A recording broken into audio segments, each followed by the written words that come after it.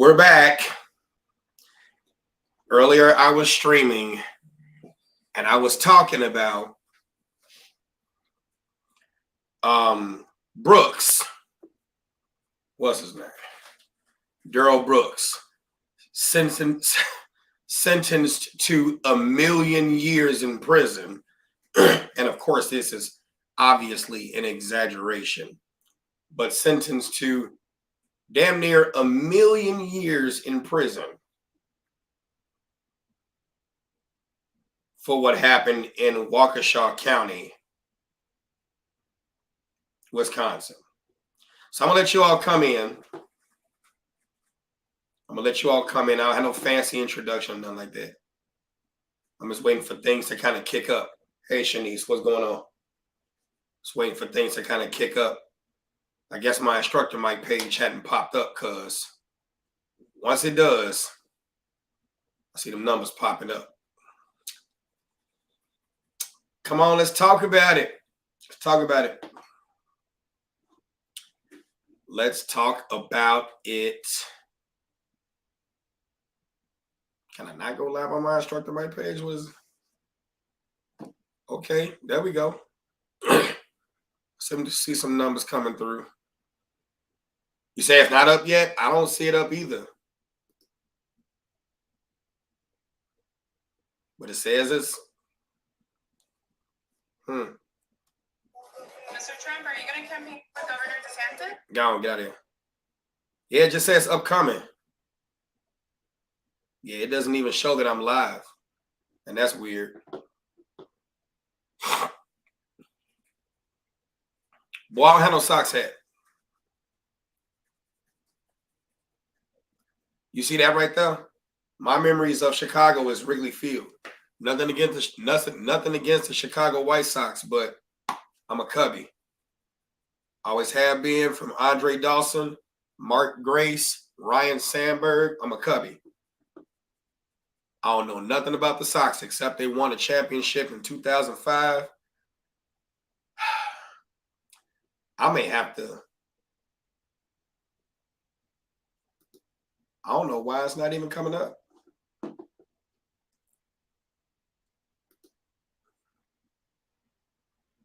Hey, what's going on? We're back. Yeah, my instructor mic page is not even. Was it upcoming for? It said 904, but I don't know why it's not even live. Well, I know you all see me live. You said the sky.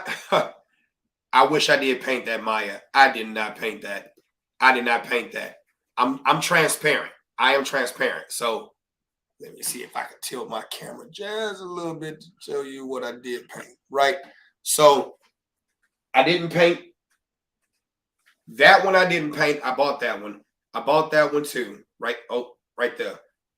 That one I did not paint. I painted this one. I did not buy that one. I mean, I bought that one. I painted that one right there. So that one I did paint. I painted that one right over there. I painted that one. I painted that one. I painted that one over there. You can't see. And it's live on the other page. Okay, I saw it pop up. Yeah, it's live now. Okay, I saw it pop up. And then there's other ones along my wall that I did paint. Yeah, so all right. Oh, yeah, the numbers popped to 107. All right, so that's more like it. That's more like it. Let's talk about it, y'all. Let's talk about it. Let me tilt my camera back this way just a little bit. Okay, there we go. Good. All right, here we go. Let's talk about it. So we are going to talk about, let me find this picture of her because one, it's important to find that picture of her. That is absolutely important. We are talking about Shanquella. I got to get her last name. Don't beat me up. I don't want to say I just learned about it, but I kind of just learned about it. And I did some research on it. I mean, give me 1 minute. Indulge me for a minute. Give me 1 minute because I got to find a screen I don't want to take down. I got so many doggone windows open, but Shanquella Robinson. Yes. Shanquella Robinson. So let me find the image. Yes. Very beautiful. Very, very beautiful.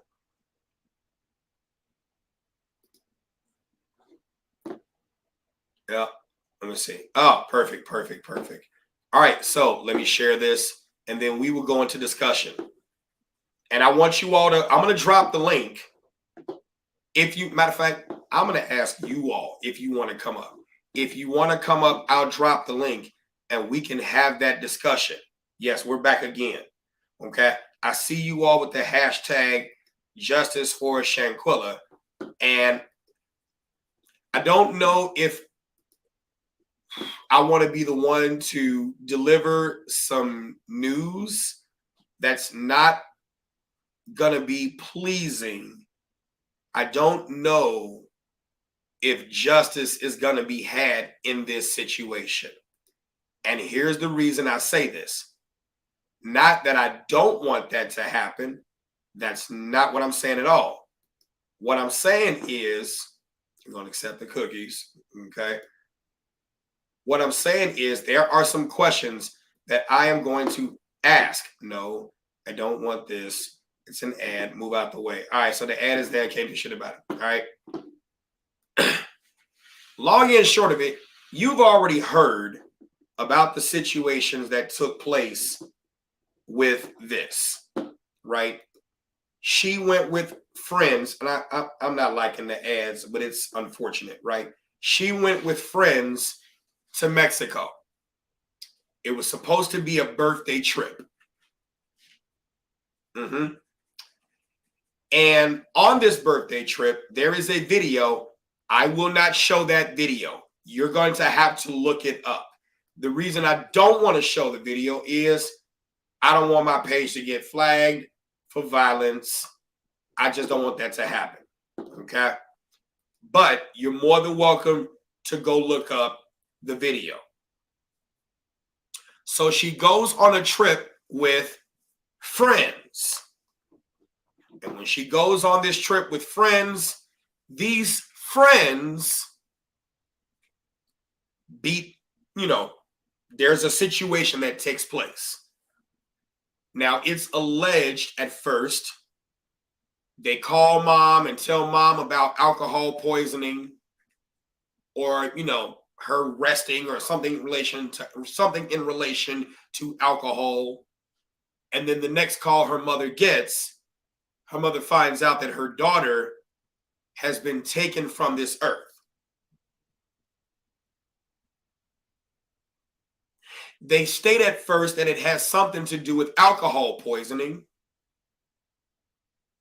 But then she later finds out, no, 2430 on the train doesn't represent anything. It was from a picture it's just the number of a train.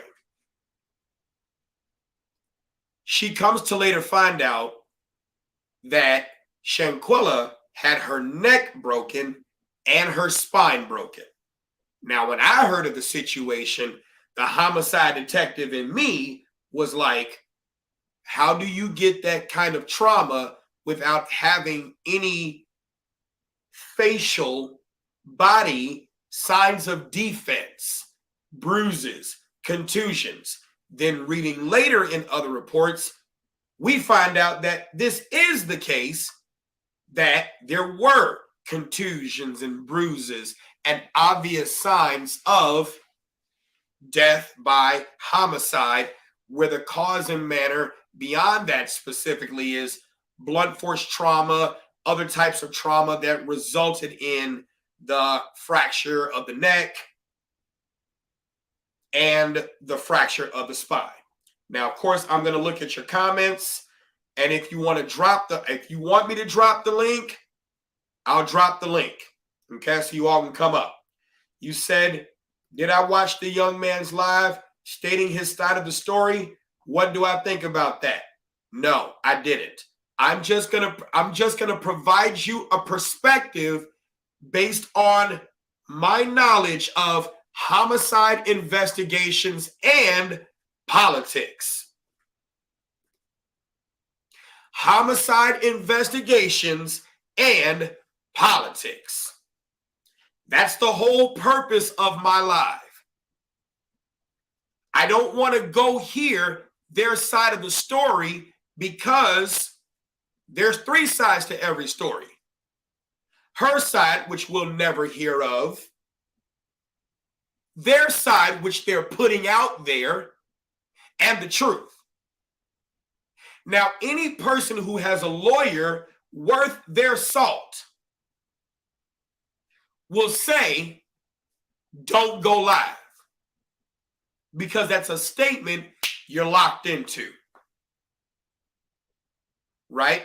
Not the link for the video. I'm talking about drop the link so you can come up here and talk. I'll drop the link so you can join the show and talk, right? Anybody with I'll read the comments shortly.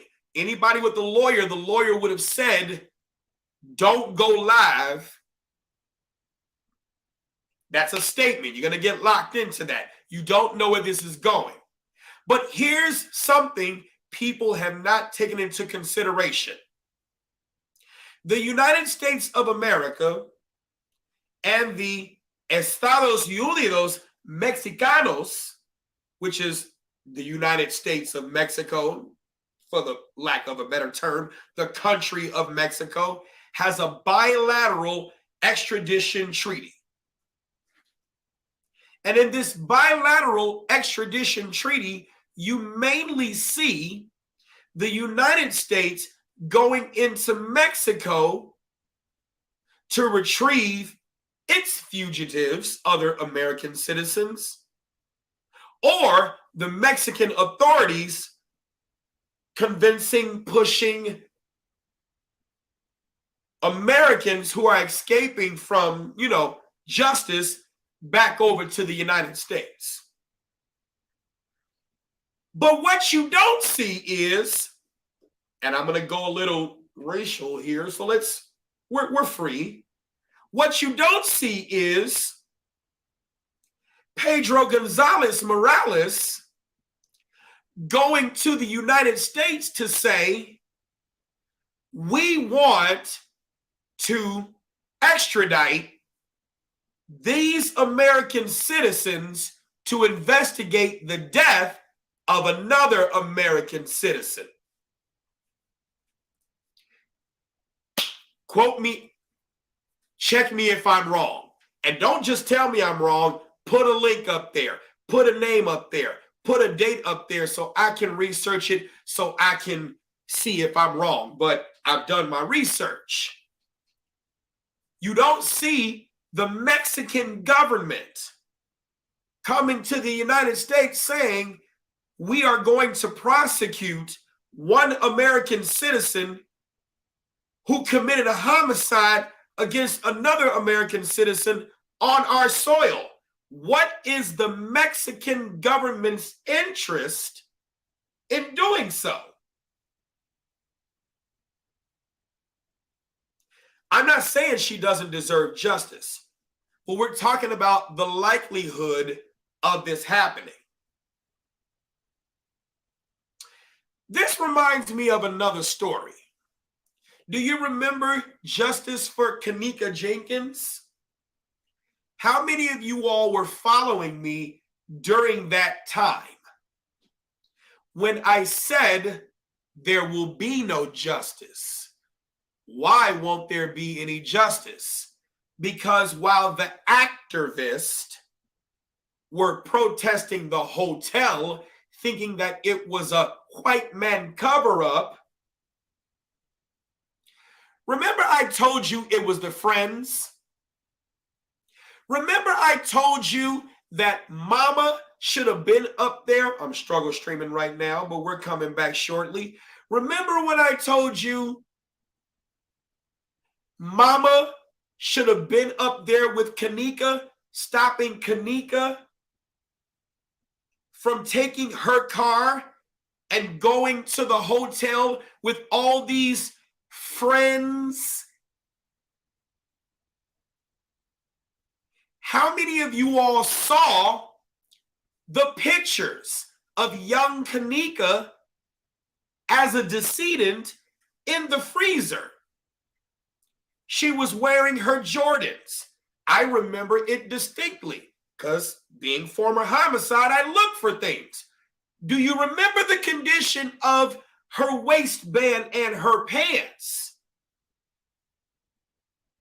Do you remember that if you look at certain things of her fingers, there appear to have been signs of a struggle?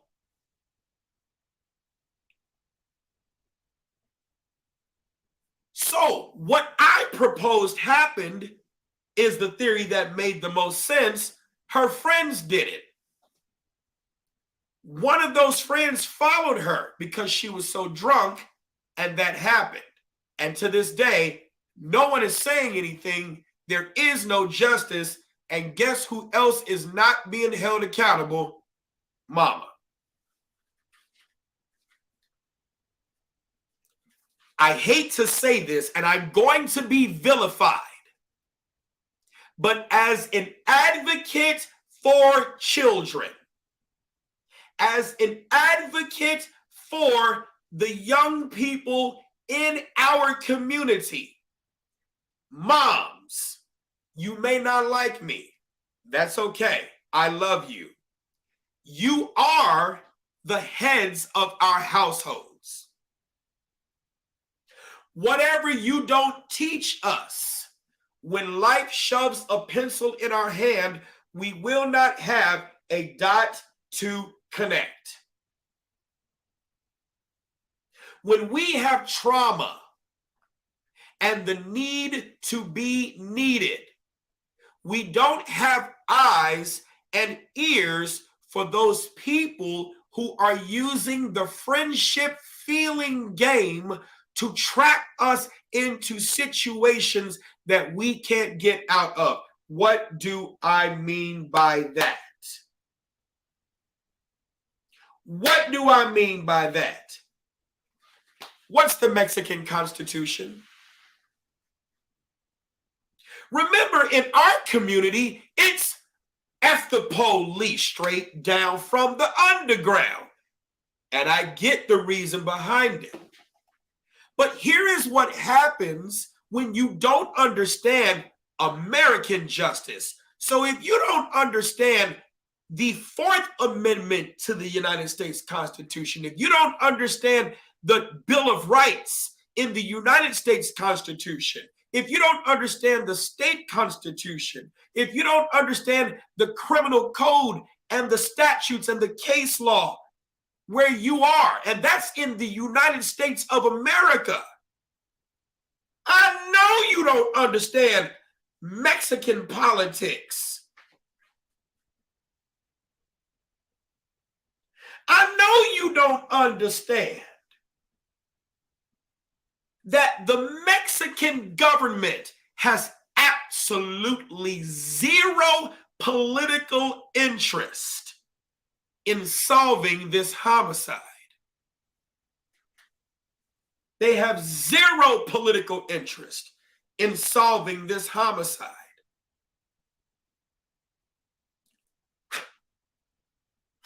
Zero. You will not see this televised on Telemundo.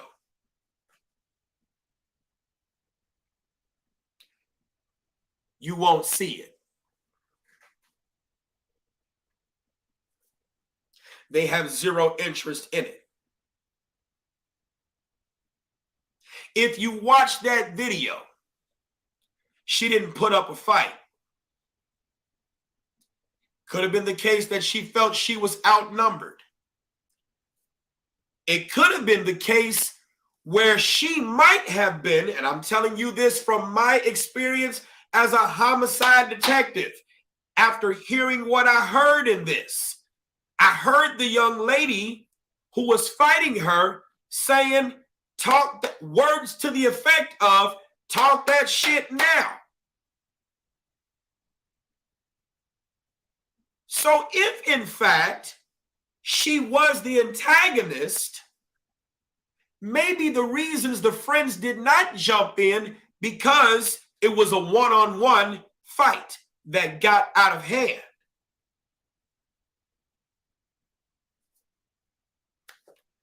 I've seen stranger things happen. A one-on-one fight that went too far. She couldn't recover. They had to find something to do with the body. They could have thrown the body. They could have hid the body. They could have done other things that could have caused the neck and spine,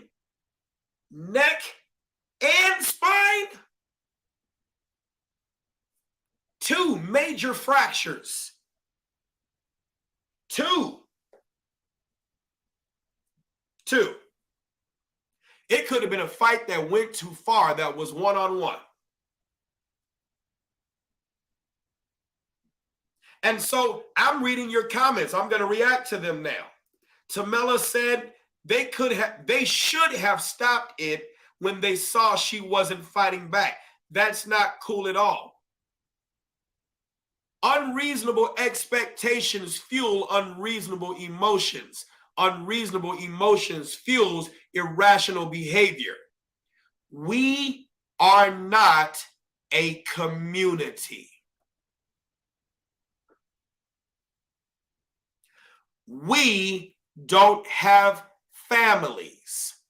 We have relatives. We live close together. So for you and anyone else to expect that we should do something, you're not wrong, you're very right. But are we? No, that is not how we are built today. That is not how we are built today. We are designed today to destroy each other and deny the fact that we do it.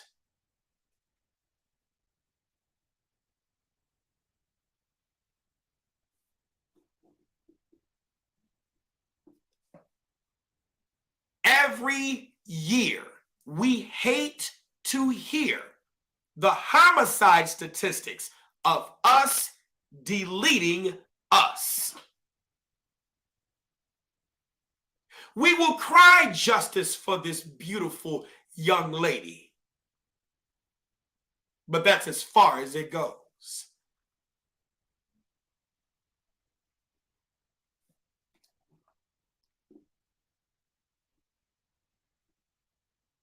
And so if you think that Juan Gonzalez Morales, that's not his name, I'm just going there, is going to come over to Attorney General Merrick Garland, the United States Attorney General, and if you think that they are going to call for these ladies and men of the Black community whose value in America is questionable. If you think that they are going to get into a diplomatic war with the United States to bring these Black folks back to Mexico, you're set to prosecute the homicide of someone who was not a citizen and a taxpayer of the state or the country of Mexico, the state wherein it occurred. You are sadly mistaken. It's not going to happen. If it does, I'll be surprised.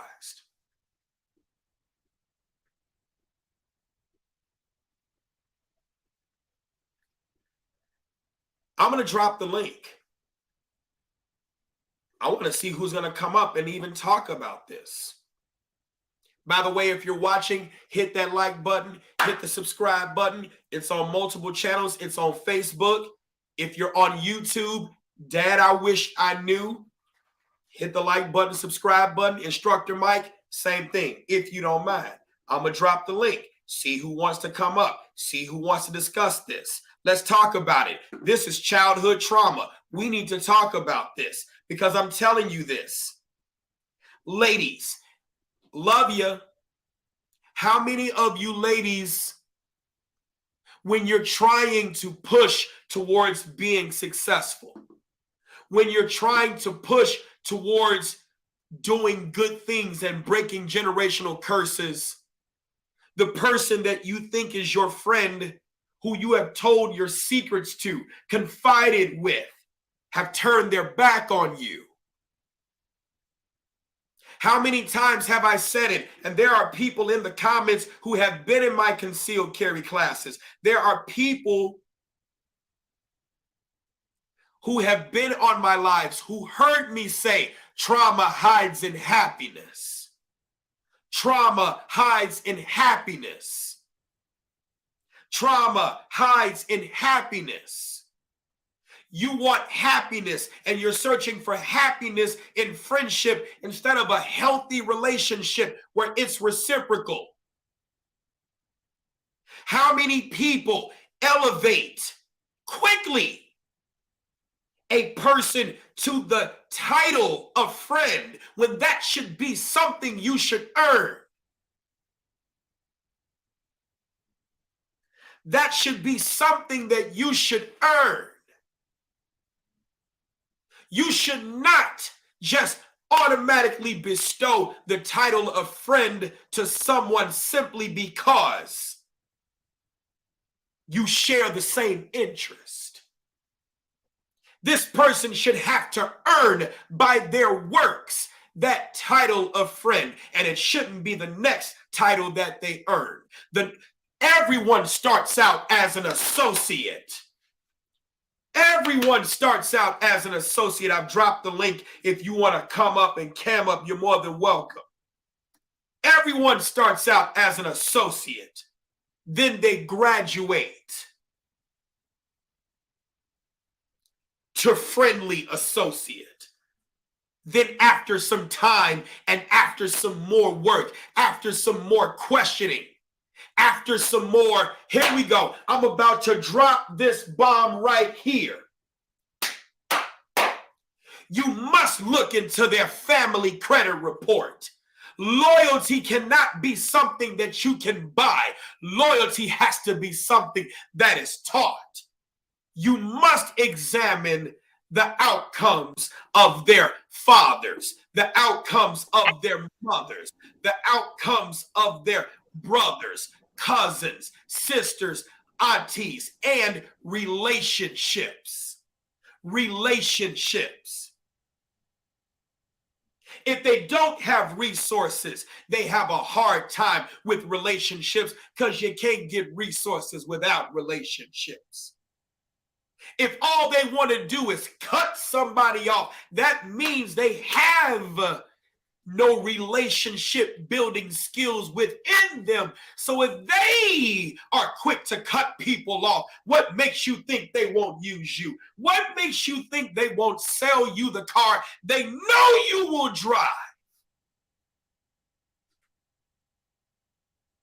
If you are not realistic about the traumas that reside within you, that is also how your friend may be using you. Some of you got friends right now using you. And you don't even know it because you like what you're getting out of them. And they are using you whole time. They are using you. And don't get me wrong, there's positive uses. We are using each other right now to share information. That's a positive use. You're depositing in me. I'm depositing in you. It's reciprocal. But some of you give, and constantly give. We don't know about the traumas that this young lady was going through. But some of you have friends because we all have that need to want to belong. And if you say you don't, you're lying because you don't understand Maslow's hierarchy of needs. But how are your friends using you? I want you to think about that now. I want you to think about how your friends are using you. Hey, Mike, wouldn't a better approach be there's a using and a abusing of your trauma. You Say can that again. you can use and build off of somebody's trauma, but then you can abuse somebody's trauma and use that against them. I would argue that both of them sounds the same. Both of them sounds the same because if I'm using and building off of your trauma, that's still a negative road. Because I don't want to build off of someone's trauma. That's a negative way of using them. See, the thing is, I will say this, and I'll go ahead, Jen. Different word, because as you were saying, there can be a good way of doing it. And like for me, right now we're driving to Nevada, and one of my triggers, motorcycles on the road. So my husband can warn me of, hey, there's a motorcycle coming, and he can do it in a manner where he's taunting me, or he can use it in a manner of letting me know so I can prepare. Are you driving? I'm not driving, he is. And I'm not talking about at present. I'm talking about in your hypothetical. Are you driving? Either way, wouldn't matter. That's not okay. So I asked you a specific question because in your hypothetical, right, it sounded like you were driving. So are you driving? So in the hypothetical, yes, I'm driving. I know, because the words that you said alluded to you driving. So you said your husband could use it negatively or use it positively. If he uses it negatively and you react and you run off the road and slam dead head first into a truck, tractor, semi-trailer, do you both die? Well, yeah, but he could also do it if he's trying to do it in a positive manner of letting me aware, because it's trigger. But in your hypothetical, and everybody, if you look at the comments, everybody else is saying the same thing as it relates to building off of that trauma. Building off of that trauma doesn't sound positive. It sounds extremely negative. Right. And so that's a wrong word. Consider the trauma. Okay, that's a better factor in the trauma. Understand the trauma. Acknowledge the trauma. But here's validate the trauma. Here's this. Which one takes time? Remember, we've talked about this, right? They both do. When you think about it, and I'm going to take it back to the Black community, because this is a conversation that absolutely. You are extreme, because this is not exclusive to the Black community, but this is that conversation. When your mom say she don't have time, when your daddy say he don't have time, when your auntie and your grandmother, look, I ain't got time to talk to you about this. How many times I got to say it over and over again? Do what I say, or you stop acting crazy. I ask you this. It takes time to teach. It takes time in your hypothetical to even recognize your trauma and learn how to deal with it in a manner that doesn't get him hurt and you hurt too. But if he was just to label it, it takes no time to do that. And a lot of people don't build on their friendships. See, here's this. I'm going to say some stuff and it's going to piss some folks off, but it is what it is. No one relies on faith more than an insecure person. What do I mean? The faith to believe that you're not going to screw me over. The faith to believe that if we go on this trip, you have my best intentions. The faith to believe that you're going to be a good friend to me because we look the same. We got the same likes. We got the same BBL. We got the same, you see what I'm saying? Why did I throw that in? Absolutely. Because those are values. I didn't say those are value sets. Those are things that people value. How you look, what you like, what you wear, what type of man you like, what type of woman you like, what places you like to go to, what things you like. Things you like doesn't mean this is your friend. Things you like doesn't mean this is your friend.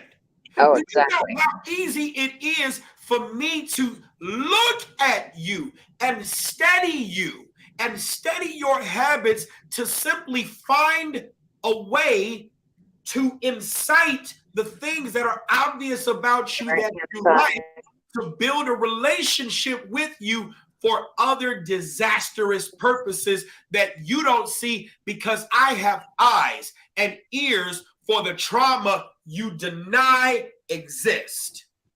I can almost guarantee you that the type of friend that you should have had with you was the one who was the most critical of you, who not only had criticism, but had advice as to how you could be better. How many people in her friend circle said, hey, don't go with them because they don't mean you well. Don't go with them because they've been talking about you behind your back. But fuck that. They also told me you don't like me, so I'm going to cut you the fuck off, clean the fuck off. And I'm going to go on ahead and buy, bitch. Can't nobody judge. Fuck that, because all you got is criticism, and you just mean me hard because you always telling me what I'm doing wrong, and then you are being gassed up by these people who are telling you that you're doing right to feed your ego, just to get you in the spot where they can snuff you out. If a person is always telling you that you're doing it right, when this young lady was 25 years old, you cannot tell me she didn't have any childhood trauma. Hey, Mike, there are a lot of different articles online. Jen, you ain't obviously been to a black church. I'm gonna give you a little lesson. Mike, you might want to back up a second.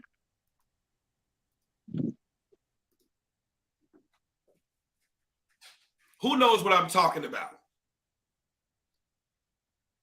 When the spirit is in the message, you let it sizzle.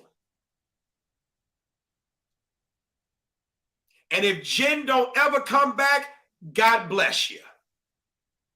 God bless you. God bless you. And I wish you well. But when the spirit is in the message, you let it sizzle. You let it, no, she didn't take it racially. I went there. Jen provides wonderful commentary, but sometimes you gotta, it's like, ladies, you know how you play double dutch, right? Back in the day when that was a thing, you gotta wait to get in. Otherwise, you'll mess it up. How many people in your life have been telling you that you've been doing things right, and you've been doing this, and you've been doing that, and have been gassing you up for the journey that they see you going down, knowing that that journey is going to lead you to a place where it's going to be bad, but you don't have eyes and ears for that. You didn't see it. You didn't see it.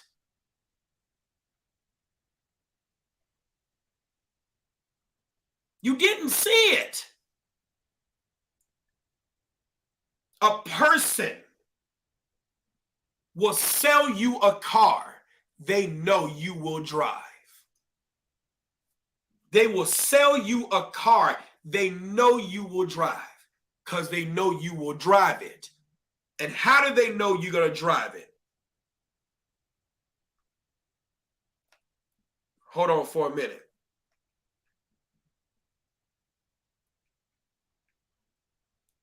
No need to apologize, period. You are very much valued, period. You are always still welcome here, period. Always, period. You're welcome to come back up now. It's no issue, period. But it's just learning when to cut in. That's all it is, period. I value you. You are always welcome here.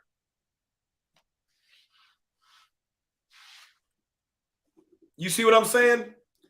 If you want to call in and share your thoughts, I dropped the link. I don't know why I didn't post up on Instructor Mike. If you are on my Mike Brown page, you might want to go to YouTube and go to Instructor Mike, or my new page for this content, Dad, I Wished I Knew.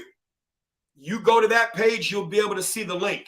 I don't know why it didn't show up in the Brown Mike page, but neither here nor there.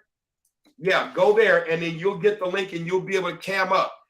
I want you all to share your thoughts. This is a very ugly situation. It absolutely is. But there are some lessons that could come out of this, because the likelihood of her getting justice is probably not going to happen. The United States of America cannot investigate, to my recollection, they have no jurisdiction to investigate crimes that took place on foreign soil unless there are certain types of agreements. And I remember when I was in the military, those of you who are my battle buddies, those of you who are my soldiers, sailors, airmen, Marines, Coast Guardsmen, Space Guardians, y'all ain't been nowhere yet. Screw it, Trekkies, whatever. I don't know. Am I doing it right? I'm doing it wrong. How many times did First Sergeant say on Friday? And I'm not talking about CONUS.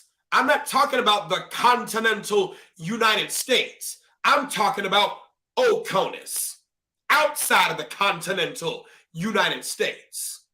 How many times did First Sergeant or Sergeant Major or Chief Master Sergeant or Chief Petty Officer, whatever the rate was, Chief, Senior Chief, Force Master Chief, right? How many times did they tell you, you can go ahead and take your ass out there on this foreign soil and think you can do whatever the fuck you want? And they didn't curse, but I'm taking those liberties. The status of forces agreement can only do so much. And what that is we're in a host country and you're an American, you did something out there. We kind of got an agreement that whatever you do out there, we're going to prosecute you according to the regulations of the Uniform Code of Military Justice. But that has limitations. You can go ahead and take your ass off base and think you're going to do whatever you want to do in their country. Oh, Sherry, you know I'm saying the language. Ho-ho! Right? You go ahead and take yourself out there and think you do whatever fuck you want to. Whole time. Ho-ho-ho! What they say, they told us in Japan, don't get caught up in any crimes because we have zero jurisdiction. They will lock you up and charge you. You will be stuck in jail for years. And then after that, you get out here and you act crazy. We will not be coming to get you. And see, the problem is with you Americans, us Americans, and I'm going to go there and say it's Black Americans too. It's worse with us, especially if we're not used to traveling outside the country. Oh, you think you an American? I'm proud to be an American, where at least I know I'm free. And I won't forget the man who died, who gave that life to me. And I gladly stand up. Yo, yeah, you proud. Oh, you proud. Till your ass get locked up by the Polizei. The Policia. Till your ass get locked up by the, oh, you think the canines in the United States or something. You haven't met land sharks. Oh, that's the German canine on steroids. You talking about some, hey, I know my rights. You forgot what country you in, fool. You're not in the United States of America. You are not in the United States of America. You are in Estados Unidos Mexicanos. You are in Deutschland. You are in a whole nother country. We don't rock the way you all do. We're in a political agreement with you. But ask Brittany Griner. Nish, nish, nash, nish, nish, nish, fakar nish, nish, nish, fakar nish. Yeah, you learning the American anthem in Russia. Oh, you learn, I'm telling you, you think you cool till you find yourself going over to another country dealing with their issues, finding out what their laws are. And so you used to, oh, we got our passports. Hey, hey, hey, hey, hey, hey, hey, you got your passport. And now you going out of country as an American whole time. You don't understand that you still represent America. I remember, and I'm going to welcome you to the stage, Miss Stutz. I remember when I was a young, private? I was stationed in Germany. And I remember going out Friday. Oh, I couldn't wait. I had my little Volkswagen over in Germany. You know, Volkswagen is kind of like your Ford. Those of y'all rocking, I got a Benz. Boy, that's an everyday car in Germany. You ain't doing shit when you go to the country that make them. Right? Then you got your Beamers, BMWs. I had one of them too. And you can't wait to go off and go to the clubs. Oh, man. I got stories in Germany. Oh, my Lord. I won't tell them all. But when you go, you typically going with other people in your company, your battalion, whatever, people you know probably on base. And in Germany, we not all in one base. You got Baumholder, Kaiserslautern, Rhein-Main, Ramstein, Heidelberg. You got different bases in different areas in Germany. And so you going out, having fun. And me, I wasn't a drinker. I didn't. And even to this day, if I do drink, I got to be in a place where I'm secure. Because different people react differently when you're drunk. And so First Sergeant would tell us, when you go out, you got to watch out for the Turks. And it was others too. I won't say the names, but you got to watch out. Meanwhile, you having a good time. And I'm telling you, black men are loved over there in Germany. Black men are loved over there in Germany. So you over there, you having fun. The stories are true. They are fucking true. Whole time, guess who's spotting on you? Guess who plotting on you? And they watching you too. They watching you. I remember it was me. I ain't gonna say their names, but we sitting here watching them. And we watching them watch us. We already had our exfil plan. Exfil is short for exfiltration. We already know how we getting out. So I'm telling you, you cool in the United States. But even in the United States, you can't rock like that. In the black community, you can't go to every, yes, what you say, Magdalena. My husband used to say the same thing. He was in the army. You can't sit there and just go anywhere, not even in the You say you're going to jump on in a minute? Cool. You can't just go anywhere, not even in the hood. You got certain spots you can go to, certain spots you can't go to. It's the same way even in the hood. You got to learn how to move around. And you know who I blame for not teaching her that? Mama, mama, you know I love you. And y'all hate that. Y'all hate it when I sit there and say, mama, Mike, you must hate women. No, man, I'm telling you, I love women. I love you all. Let me tell you why I love you. And then I'm going to land and let you speak, Miss Stutz. Thank you for coming back. I'm going to tell you why I love you. You just don't understand your value.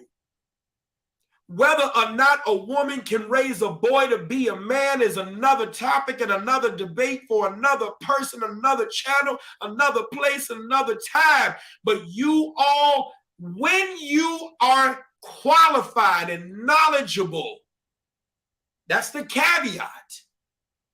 You have the ability to teach us quality lessons, and you often do. But when you don't heal from your traumas, you don't master the trauma. And you can't teach us about it so we can be better than you. You gotta learn that it's okay. You gotta overcome your trauma so you can teach us what you didn't learn. Say you don't know. It's okay. We as children are not expecting you to be perfect. You gotta stop thinking that you're gonna be perfect. You gotta be honest with yourself. Some of y'all had us for your self-esteem. So you can't stand to see us sad, because when we're sad, you're sad. But the very lessons you need to teach us need to make us sad. And I'm not talking about you putting your hands on us. I'm talking about you not being afraid to crush our still evolving and learning egos so that we can learn to humble them. When you tell us you don't have time for our mess, we're supposed to make a mess. We're children. We're learning. It's strategic. It's a failure. It's a part of life. And when you say you don't have time for our mess, that lets us know you don't have your lesson planned. You don't have your lesson planned. So we can't fail in front of you, because when we do, you don't have time for it. And you would likely deal with that with punishment. When you mothers mistreat your daughters,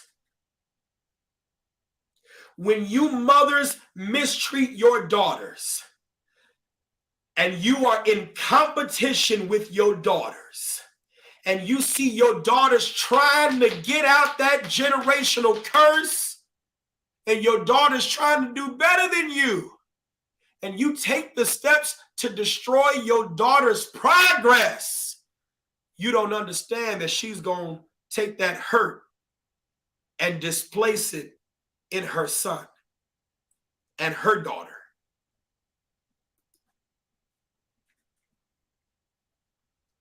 It's got to start at home. And that's where I'm laying the feet of this trauma. That's where I'm laying the feet of this trauma. Why didn't she know how to defend herself? There is a statement, and I'll end with this, I promise, because I love that y'all came up and we're going to talk about it. There is a statement that Mad Dog Mattis said, and y'all know who I'm talking about. I could hear you when you spoke, Miss Stutz. But there is a statement Be nice to everyone you meet, but have a plan to everyone you meet. How did you not have a plan to defend yourself against your friends?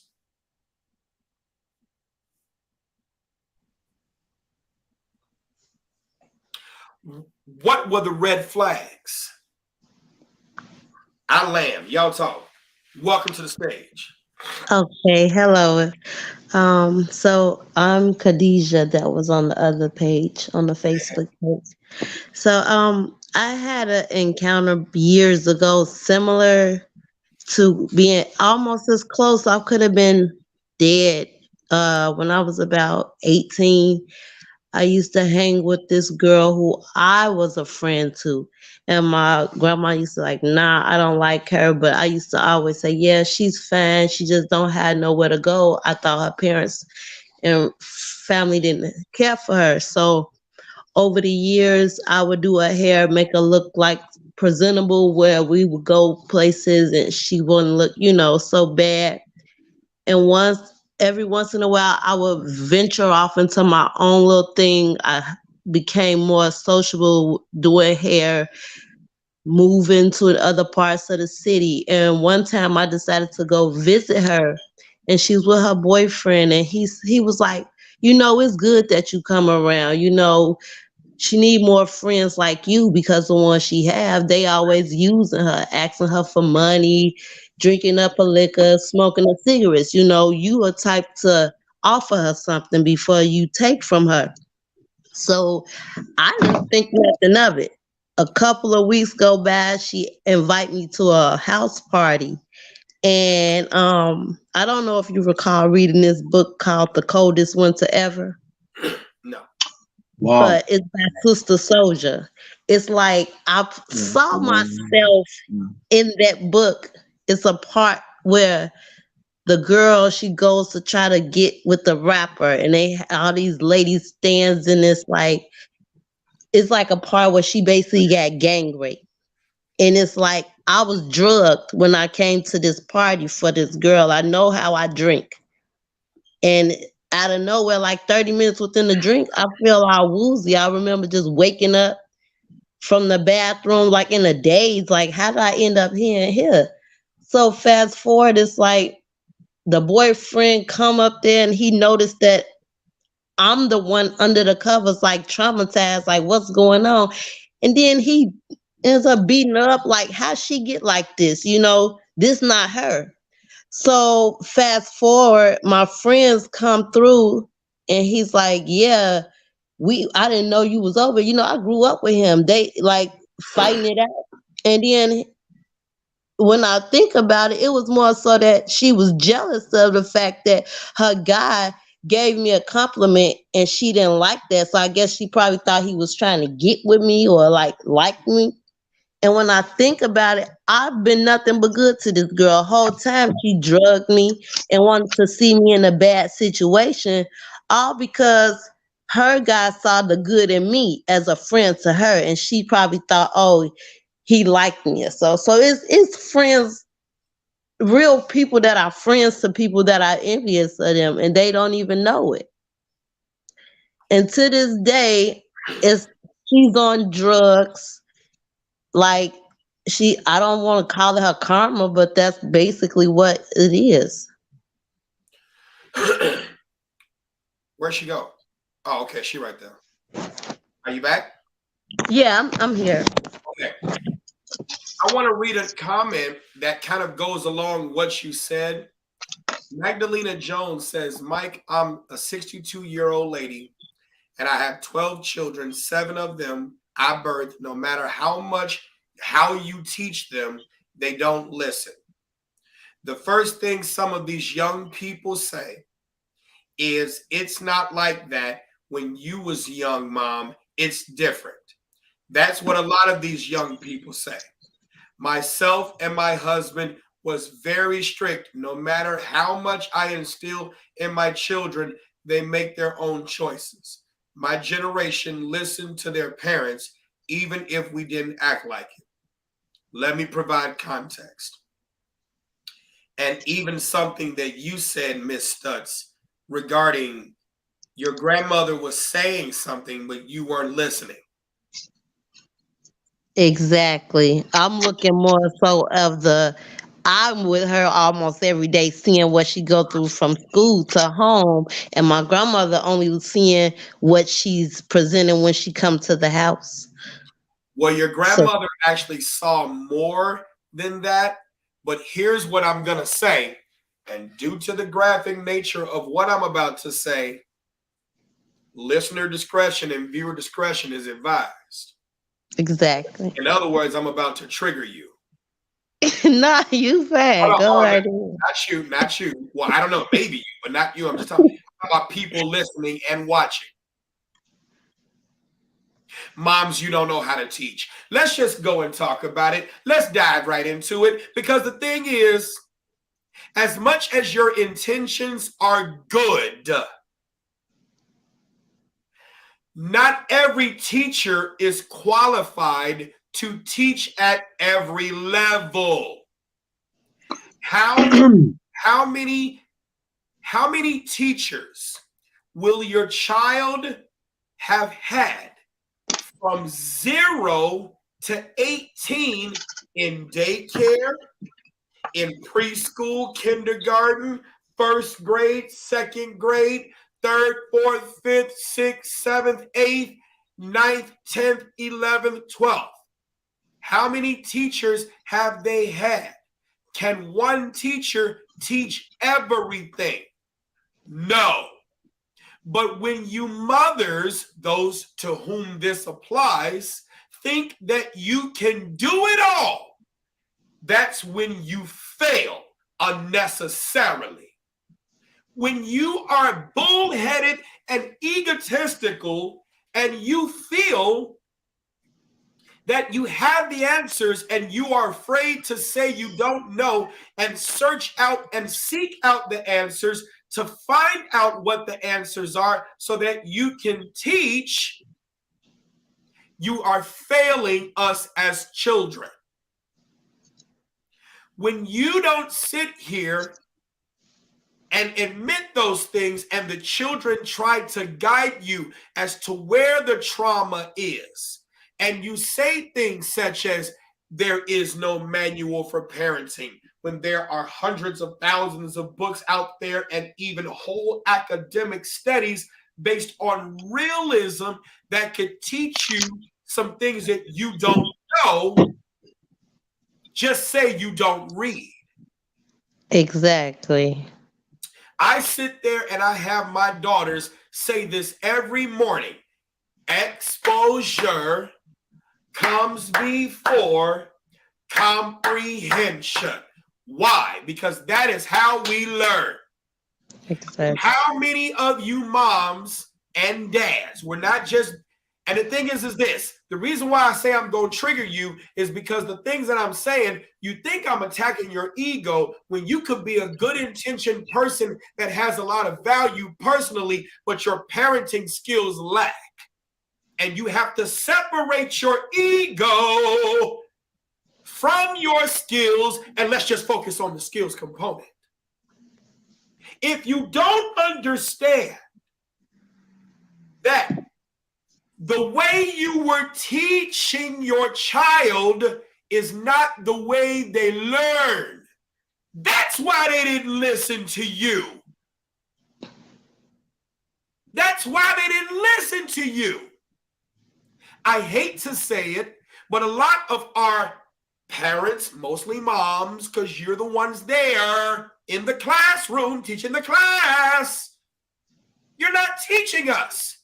You're actually telling us. Yeah, that's like when they say, "Oh, talk to them, don't talk at them." It's a big difference. Yes. When your child sits there and tells you how they feel, don't reframe their feelings. Let them have those feelings. When you use certain words, such as saying, you are being very disrespectful, let me tell you what type of child I used to be towards my mama. When my mother used to say, you're being very disrespectful, you know what I would say? You're right, I am. Because guess what I learned? Respect starts out with 2 words in the dictionary, a feeling. And if I feel that you are hurting me and I am fighting your attempts to hurt me, I'm supposed to disrespect you because you don't have the right to hurt me.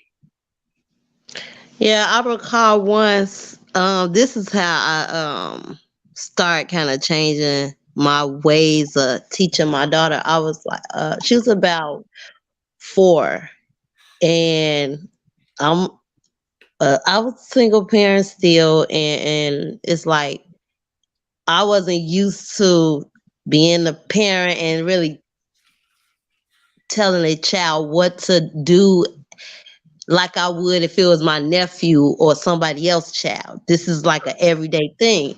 So one time I was in the room and she was doing her homework and she was trying to write her R's, the letter R. And I was getting like impatient. And I'm like, you know what? I can't do this. You've been doing this too many times. I can't do it. So then that's when I kind of got loud, and then my friend was like, you're her mother. You're supposed to protect her, not yell at her. She's supposed to feel safe with you, not feel like, you're you know, you're harmful to her. So then I'm like, you know what? You the first person that ever said that. Cause some people just feel like, oh, you can do it and talk nice, but like tell me versus just saying, oh, speak to her nicely. Tell me why. Because then now I'll be better at doing it. I won't have to say, oh no, you wrong. I won't feel like can't take constructive criticism. So here's this, and I honor you for being very open to have this conversation because more of our beloved mothers who mean well but could be parenting from their trauma need to have these sessions so they can know, moms, first of all, we understand your trauma. And I think that doesn't get said to the mothers of America. You may think no one has understood you, and that's because no one has understood you. You got was it no, it was escape. What I need from you is understanding. How can we commune? You get it? Everybody's asking for understanding. Nobody's trying to understand. So we understand your trauma. Now that you know we understand your trauma, or that you would hope that we would understand your trauma, now you need to get it out. You've been stuffing it for far too long, and the children are feeling the effects of it. In psychology, it's called Anna Freudian's ego defenses, and one of those ego defenses is displacement. When you use closest people to you as a punching bag, that's negative displacement. Yeah, and I always talk to my daughter like I ask her how her day went, and then like if she's being very like disrespectful to a teacher, as far as like calling them a liar out flat or like mumbling words, I go up there and I check her, but like I explained to them, you don't have to. I gotta pause you right there. I gotta catch you right there, and I mean to interject, but not for the purposes of cutting your voice. But I gotta interject right there, because teachers who don't understand your children will gas you up on the mission to suppressing your children's voice, when all the while it could have been the teachers ignoring your child or some other type of thing that was a triggering mechanism for the behavior, and they expect you to be the enforcer of the consequence instead of backing out and saying, how do you feel? What happened? Right. And it's true because I literally sit there and I listen, like kind of mediate everything. Like I listen to my daughter's side, I listen to the teacher's side outside of what I already know that my daughter's doing. So that way I could detect what's going on really. And I tell them, I'm not gonna chastise her for every little thing because she's a child. This is what certain kids do. But if you're the supposed to be the authorian of this, why is it that I always have to come up for minor things? Like I shouldn't have to come up with like maybe your learning techniques or your teaching techniques is distracting her and she might venture off to something else. You might say, hey, take out your books, let's read. She might have read the passage 3 times and you probably think, oh, she don't read that fast. Ask a question, she comprehends, she can articulate what's going on in her spare time, let her draw. But that triggers you because she does everything that you ask her to do, but she's not doing what you want her to do for that moment still. I don't get it. Like I have that problem with her. So she's not really a bad student.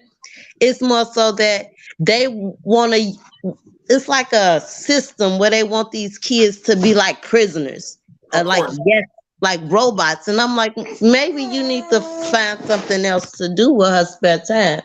Hmm. And like I said, I talked to my daughter. I asked her how she feel, and I let her know like you're not gonna always do things the way I asked you to do, but I could show you what should be done and how you could protect yourself from a situation and not get in trouble all the time. Like I try to give us some ideas and suggestions. So let me ask you a few questions, if you don't mind.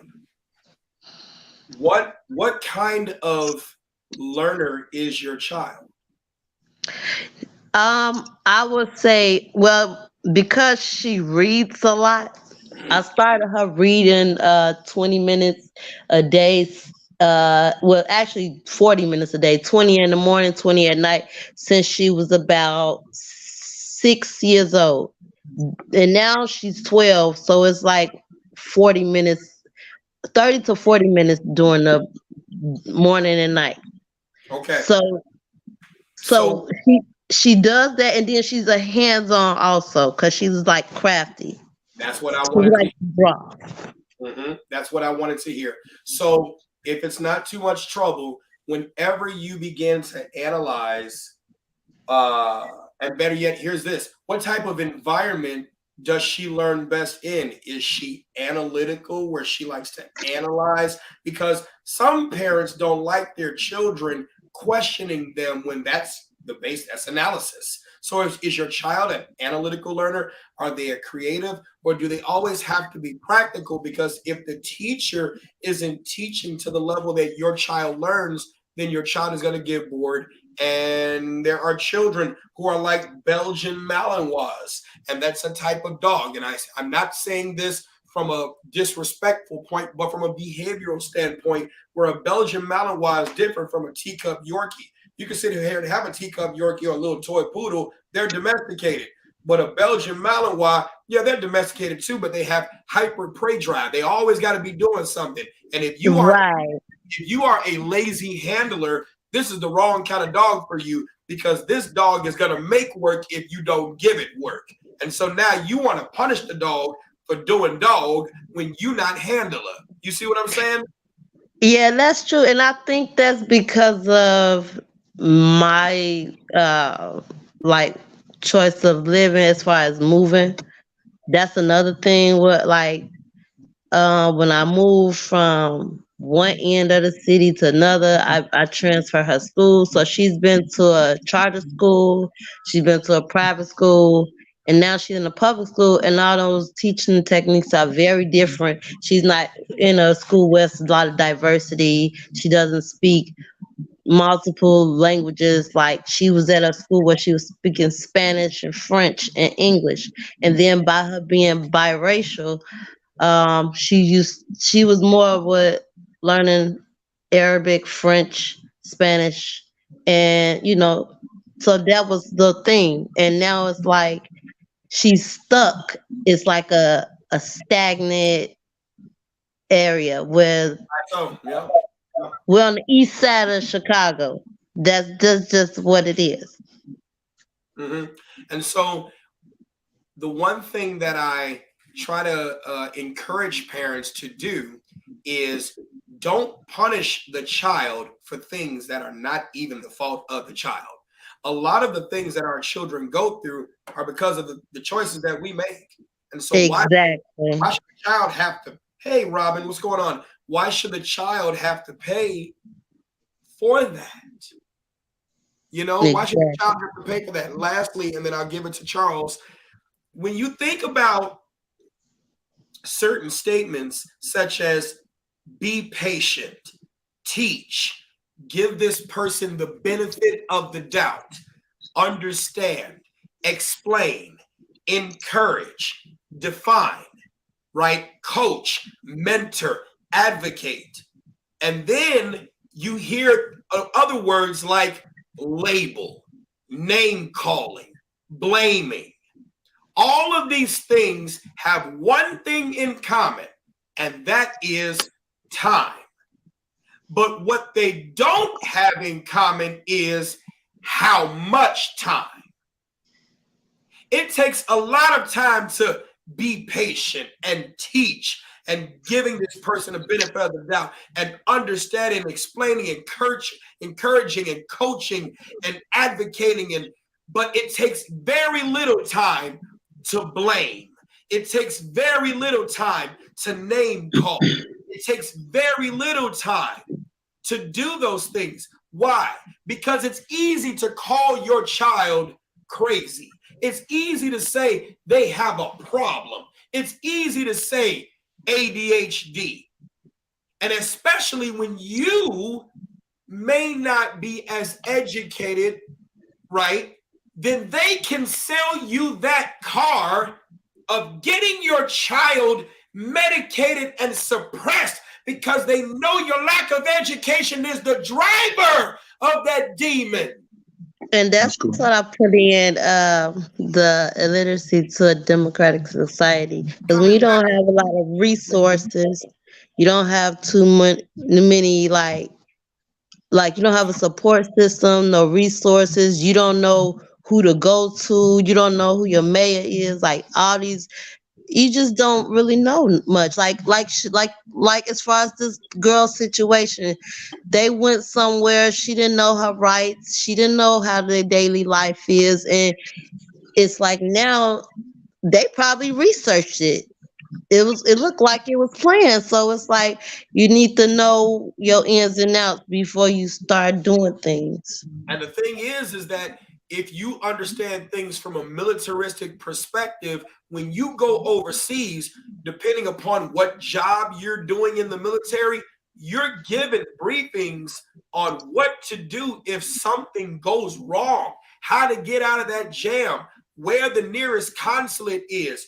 You're told these things of how to do. And so when you blackity black and I'm black, y'all, I'm bigger to black, and you with all these black folk, ain't none of y'all really been nowhere when shit has gone bad. You only been to the vacation destinations. You ain't gone to Mexico City. You ain't gone to Guadalajara. You haven't gone to Sinaloa. You haven't gone to any real places where there's real danger, where you got to know the native language or you gonna die. You haven't been to no real places, so your gangster ain't been tested. And now when your friends are turning their back on you, you're insecure in a foreign environment. You can't separate yourself from them and run away to safety because you don't know where that safety is. You thought That's this was correct. your safety net, and now your safety net is choking you. Mm. Thank you for giving me this opportunity to share my story. I let my daughter watch you so she could have some type of like outside of the male figure she have. I let her listen to people like you, leaders like you, and I'm you're doing a good job with the community. I'm humbled by that. I'm humbled by that. I would like to give you more resources because along with your teaching, your parent and you learning too, because the greatest teachers remain students. Now, what I'm about to say, people may not like the man who I'm about to reference, but I'm going to do it anyway. The Honorable Minister Louis Farrakhan, if you look at any of his ministers, in front of that title is the word student. Because you must always be a student of this profession. So I would like, if it's not too much trouble, to give you some resources so you and your daughter can start to journal. So you all can start to, and it don't have to be a lot. See, habits are built when you start doing small things consistently. When you discuss what you discuss, and you take 15 minutes, the journal for her is called What My Parents Teach Me. The journal for you is called What I Teach My Children Daily. And you both take the time to write out what you've learned about that lesson, your thoughts, everything within that little small page. It's just a page. And then you swap. And when you swap, guess what that's going to do? Trigger more conversation for more learning. You sign it, she signs it on both logs, and you all continue the habit of that. Watch how the value you will begin to see when you look at how filled this book is and the topics of those lessons. How many times you've talked about love and respect. How many times you've talked about, if you don't know where to start, I'll help you. You're looking at all these people in the comments, they will help you. Dad, I wish I knew is the page. We have to build a community of resources, because if you don't master relationships, you will not know of the resources that are all around you. There's resources all around you. And when people want to see you down, and they want to see our community down, one of the biggest lies I have heard over the past few years is our community don't have resources. And here go Miss Johnson over here like, baby, it's a lie. I've been a resource in the community. One of the greatest lies, yes. For so many years, baby. Your mama just don't get out nowhere. If you tell me you're hungry, I'll feed you. If you tell me you need lessons, I'll teach you how to cook. If you tell me you need sewing and crochet, I'll teach you how to do it. If you come to me, I'll let you meet my husband, and he'll teach your son how to fix a sink. And it's going to be controversial due to the graphic nature of what you're about to hear. Listener discretion is advised. If we withhold the tithes and offerings from the church and demand that the pastors teach us family and consumer sciences, you got a daycare director that goes to that church. You got Mr. Fix-Its that go to that church. The people who count up the pastor's money can teach budgeting and economics. You got people who can teach home security. You got cops that go to that church. You got firefighters that go to that church. You got daycare directors that go to that church. You got self-defense instructors that go to that church. You got the resources for family nutritionists sciences right there. Nutritionists. Yeah. You got it right there.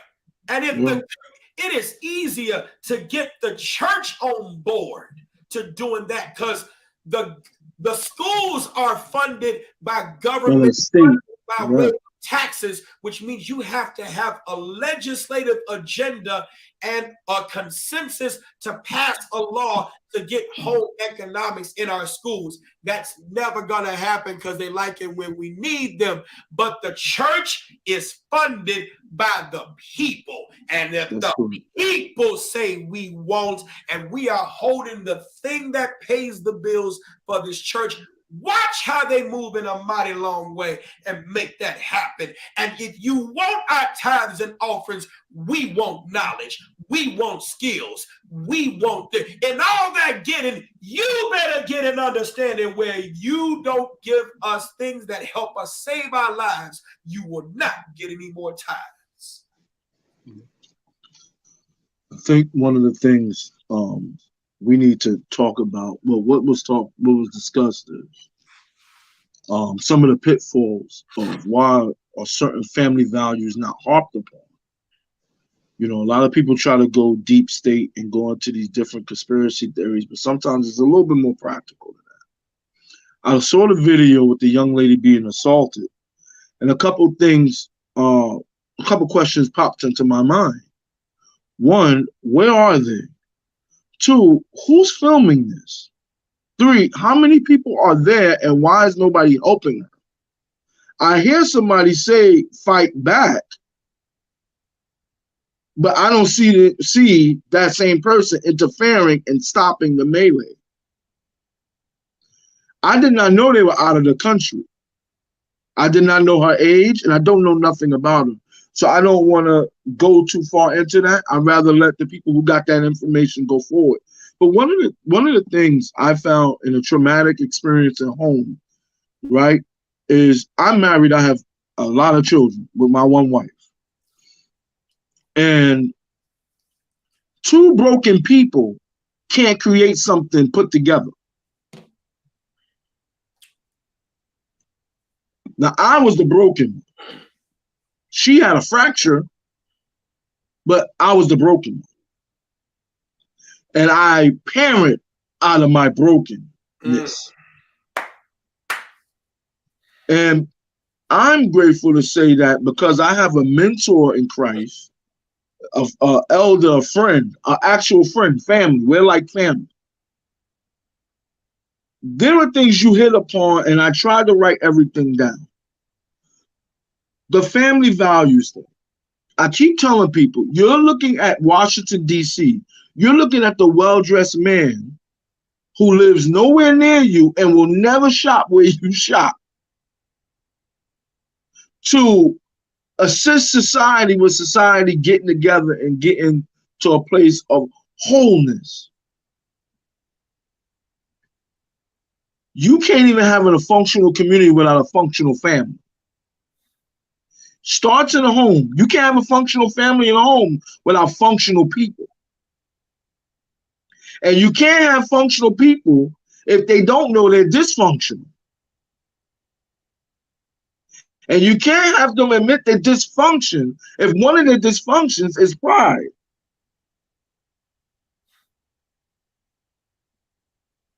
Because the pride will tell them, no, you're not that dumb. You don't need that. You don't need more education. The pride will tell them, no, don't go over to Miss Johnson so she can teach you something. Or Pastor such and such because he can help you because he grew up like you grew up, but you won't know because he's not saying nothing. And you not saying nothing. Now you got two broke people who God wanted to, you be like this, you like this. Scissors cut. Fingers interlock, they bind. They become stronger. It's much easier to cut my individual fingers than cut it like this. And I was explaining to somebody about Kanye because I have young men come to me and they ask me these societal questions. And I told them, Kanye, I'm not getting into the nitty gritty of that stuff. That's dangerous areas. I can't afford to be canceled. They don't even know who I am. So I'd rather get on first and then get canceled before being pre-canceled. It's just too much work. You talk about a person who is broken, but he's a billionaire. Broken, but he's always had the spotlight on him. Broken, but it's always being, like you said, used and abused, pulled from, and then left out there to take the arrows. I explained to somebody something. Listen to what Kanye said. See, Mike, what I believe happened is I believe God gave you a heart for family, for children, for men and women, right? I listened to the interview 2 times over and said, oh, that man hurt. He want to know why this community is able to operate in the space they operate in and his community not. But what he doesn't know is that he's a prime example of why not. Because when he made his confession to Christ, one of the things I told a friend of mine who's in the industry, I said, somebody needs to pull him out of the spotlight, because in order to make him to where he's supposed to be or be better, he has to be pulled back out of the spotlight so he can be broken down and rebuilt. See, the problem is a lot of these homes have to be broken down first before they can be built back to what they can be. And then the community can be properly built. But there's a lot of breaking down that has to happen. Reginald Shern asked the question saying, you think he is broken? Yeah, he definitely is broken. I would tell you this. Kanye is the reflection of... Can I say it?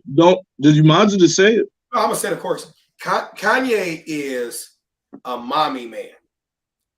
And the thing is that God bless Dr. Donda West's heart, but let's not tie who she was at Chicago State versus who she is personally or who she was personally. Donda West was a broken person and chose to chase a profession over fixing a family. And it makes sense. It makes sense because when things are bad, you're going to default to your defense mechanism. This is why I said it is very important that when men say things about women, you have to state these things from a position of understanding the motivation that fuels the action. Correct. You need to understand the trauma. Yes. What's the engine behind the motion of that? Absolutely. Yeah. And because there are mothers who will fuel the dreams and aspirations of their children. Not all do, but there are mothers who do. And when you fuel our professional dreams and aspirations, that's wonderful. Oh, that's amazing. You see, Kanye is getting to his top, and that's how we came to know Kanye. We didn't know nothing about the personal story. We didn't even know Kanye was from Atlanta. Kanye is not a Chicago native. He was. Oh, okay. I didn't know that. Huh? I didn't know that. Yeah, he was born in Atlanta and raised in Chicago. So we think the whole time Kanye's born here. Kanye's not born here. Kanye was migrated here. You know what I'm saying? So then we see Kanye professionally through The Wire, we see all this and we're like, man, he's really got it together. And then you see the cover of Dr. Donda West. If you went to Chicago State University like I did, you know who she is, a professor of English, right? And then you see that and it's like, oh my God, they got it perfect. Great. But you don't see that man there. You don't see that. You don't see his father there. And when you don't figure that fills that role. Yeah. But here we go. Hold on. How many of you got a personal resume? What do I mean when I say personal resume? In life, you should have 2 resumes. Your professional resume, the things that make you good for the workforce, whatever that may be, your passions, your skill, your 9 to 5, whatever. And then your personal resume, the knowledge, skills, and abilities that you have for home. And the problem is when you look up that, wherever we are deficient, and then we create children. I honor you, sir, for saying you parented from a broken place. because the expectation is you're to be held accountable. You're responsible. But the thing is, what's the root word of accountability? Count. Can you count? What's the root word of responsibility? Respond with ability. And if you can't respond with ability, then when it's time for you to have the ability to respond, you can't respond with ability. And what happens is that expectation and your failure to meet it gets used against you. And so Kanye's doing good in his music and all his things, his accolades. But then when he gets with Kim Kardashian and Beyonce, who was his friend, his real friend, tried to tell him, stay away from her. Why? If you look at all of the Kardashians, none of them have any outcomes that are successful in the fields of relationships. None of them, or most of them. All messy. All messy. And the thing is, if all the fathers in his family made all the women into baby mamas, what makes you think you're going to be a wife? If all the women turn all the men into baby daddies, what made you think you're going to be a husband? You can tell about the tree that the apple came from and the care that the pickers, the planters, the washers, the processors, the people who placed the apple on the market. You can tell a lot about how they cared about that apple and your outcomes by how the apple looks. Yeah. And I think one of the things. Hold on, let me say this last point. Oh, okay, good. When you look at Kim and Kanye getting married, it's all good. It's honeymoon. It's two money folks' eyes. Wonderful. But then when Kim is through with Kanye, just like she's been through with other people, remember, Kanye lost his mom. His mother probably never taught him about death. And when you can't detach yourself from your loved one and they don't teach you about death, that's insecurity. So he's insecure over the loss of his mom. Then you have this woman who's going to take my seed, the last of my family that came from me. Oh, no. Yeah. Then you find out the reality of three things that a man said, and people can't stand this man. His first name is Kevin. Yeah. Yeah. Men control access to relationships. Women control access to sex. But one other thing that women control access to, and that is to parenting. True. Makes sense. And if you think I'm lying, go to family court, go to criminal court, and see who is given the benefit of the doubt because they have political capital. Kanye thought, it's the women. Yeah, Kanye thought he was going to be able to wreck shop because he's a man with a large platform. He found out otherwise. And he's still finding out. And he's still finding out. And two things, and I land. Two things. A crazy person can do things and look crazy because they are crazy. A sane person who is at a bad spot can do things that look like they're crazy and not be crazy, but be going through a crisis. And the two look the same when they are in that moment. Yeah. Yeah. Yeah. Yeah. Yeah. Yeah. I look, man, I was thinking about the young lady and I said, well,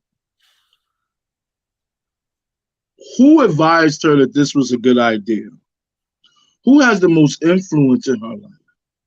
You said something. You said, did anybody teach her how to defend herself?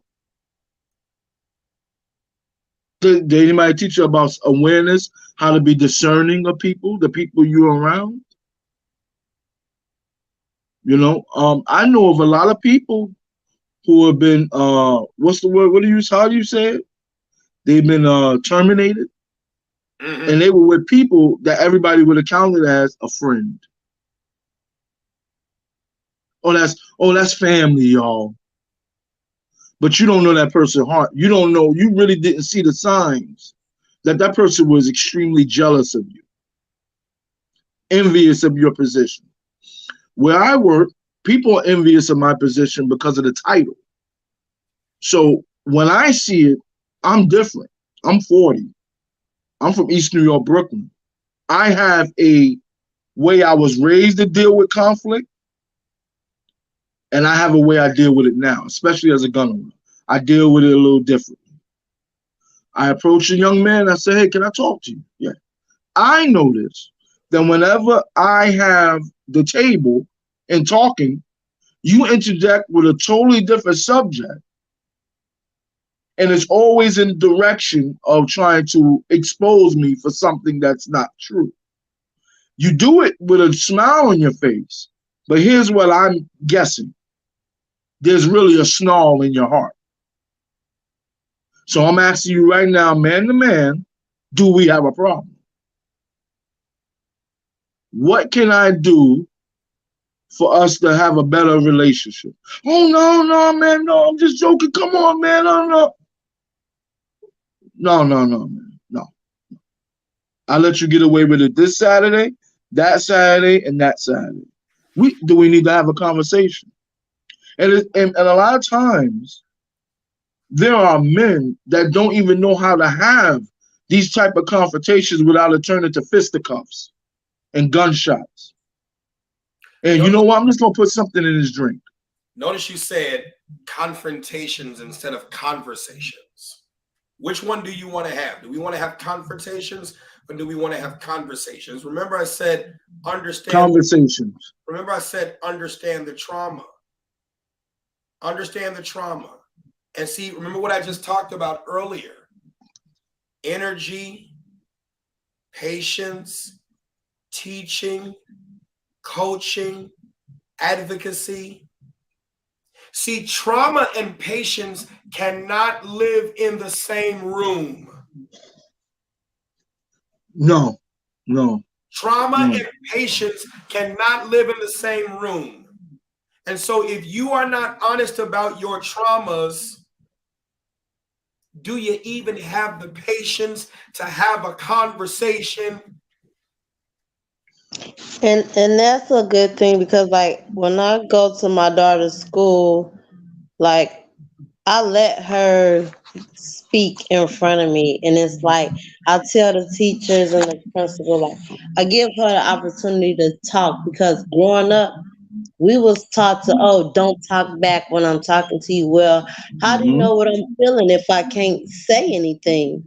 And then I just gotta be quiet and do what you say, like I'm some type of prisoner, or like, I don't want to feel like I'm walking around, yes sir, no sir, and I'm not even in the military. I don't got no rank. I never have no rank, and it's like, where's my part in this family? I wouldn't feel like I'm a family member. I would feel like I'm an outsider because the way I'm being talked to.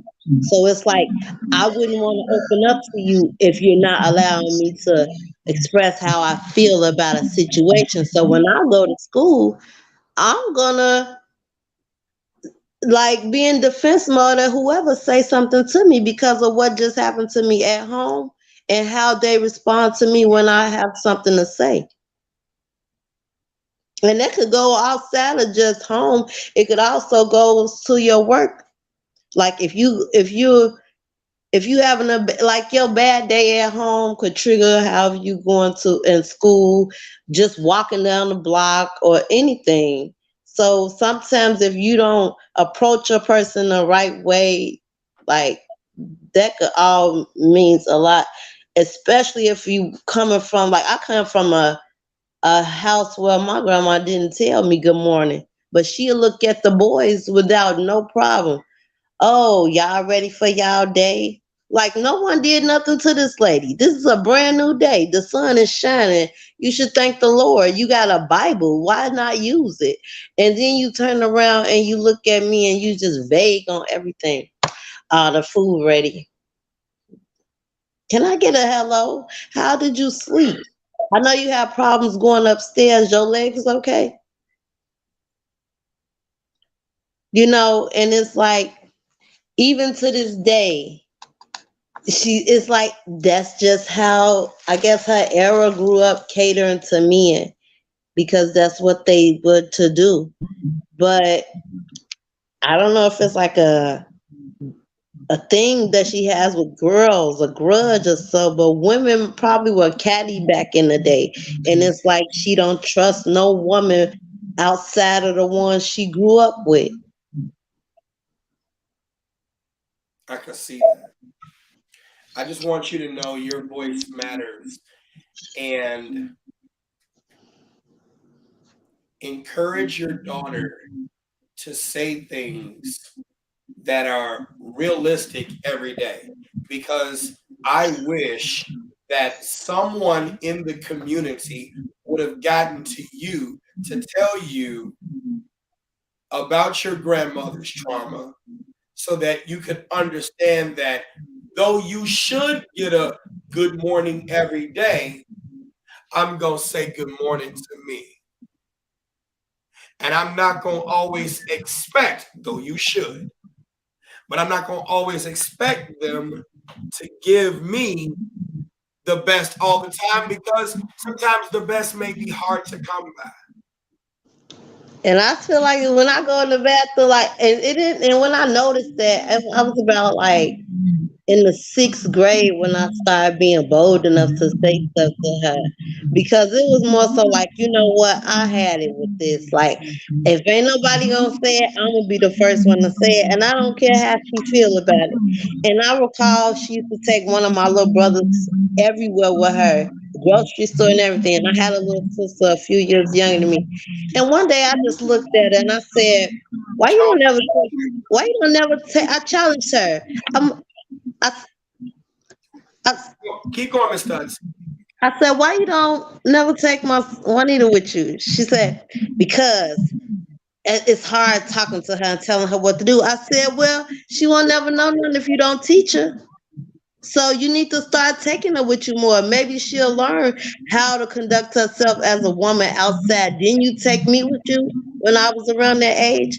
I didn't. I turned out fine. But if you keep her in the house, how you expect her? That's like taking a dog and keeping it in the house all day and expecting it not to piss and shit in the house, and then you whooping it because it's pissing and shit in the house where you wasn't at home to take it outside. So you can't get mad at the dog. Be mad at yourself." Correct. Correct. Yeah, very correct. And Sunshine Griffin, it should be taught in the classroom, but that's going back to the very problem we were discussing earlier. To get these things taught in the classroom takes a legislative effort, which means politics would have to agree that family matters. I'm going to reveal something to you right now that is controversial, but it's very necessary. If you go to the Democrat platform, right? I'm going to go to that website right now and I'm going to pull it up, right? I think it is extremely important. Hold on, let me go to the Democratic Party website. And like I said, I'm not a Republican or a Democrat. I'm not conservative nor liberal. I am an independent. It depends on the issue which side I swing to. But things are what they are. And I think it's important that if we're talking about politics, which we're not, but let's go there. If we're talking about that, let me share the website because I want you to see what I'm looking at. I'm looking at, you're right, you do have to do this at home, but this is what I'm looking at. The Democratic Party. The Democratic Party website. You can literally go to their website and you can look at the where we stand, right? And you can look at the party platform. Party platform. And there is a downloadable PDF. Here it is. I did the research. When you look at the downloadable PDF and it pops up, you go inside and you look at it. Do you see anywhere in this platform, it's all right here, do you see anything that says anything about the family?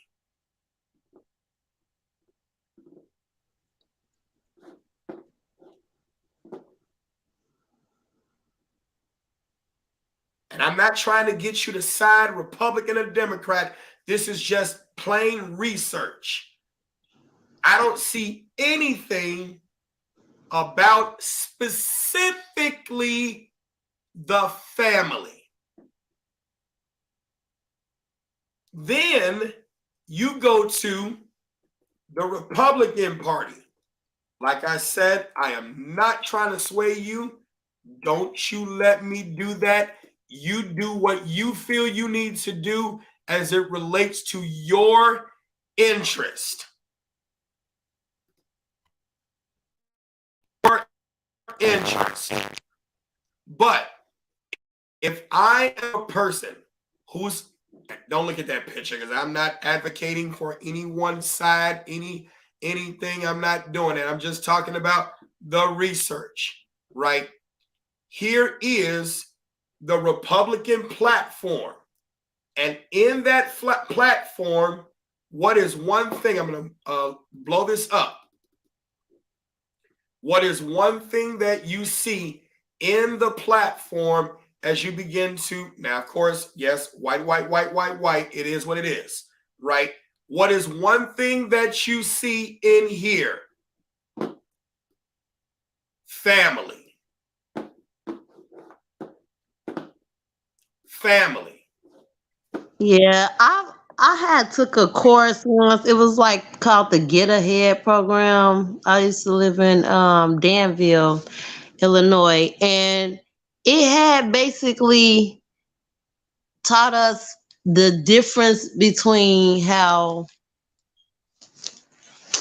basically it's just call it what it is, the white community versus the black community, how they pay for their child's education, how they don't sit and let their children interact in the games and stuff all day long. They're sitting around and tutoring. They still do games and activities, but they have a time, like you said, it's a time and a limit to how they do things, and it gives them structure on how to be successful.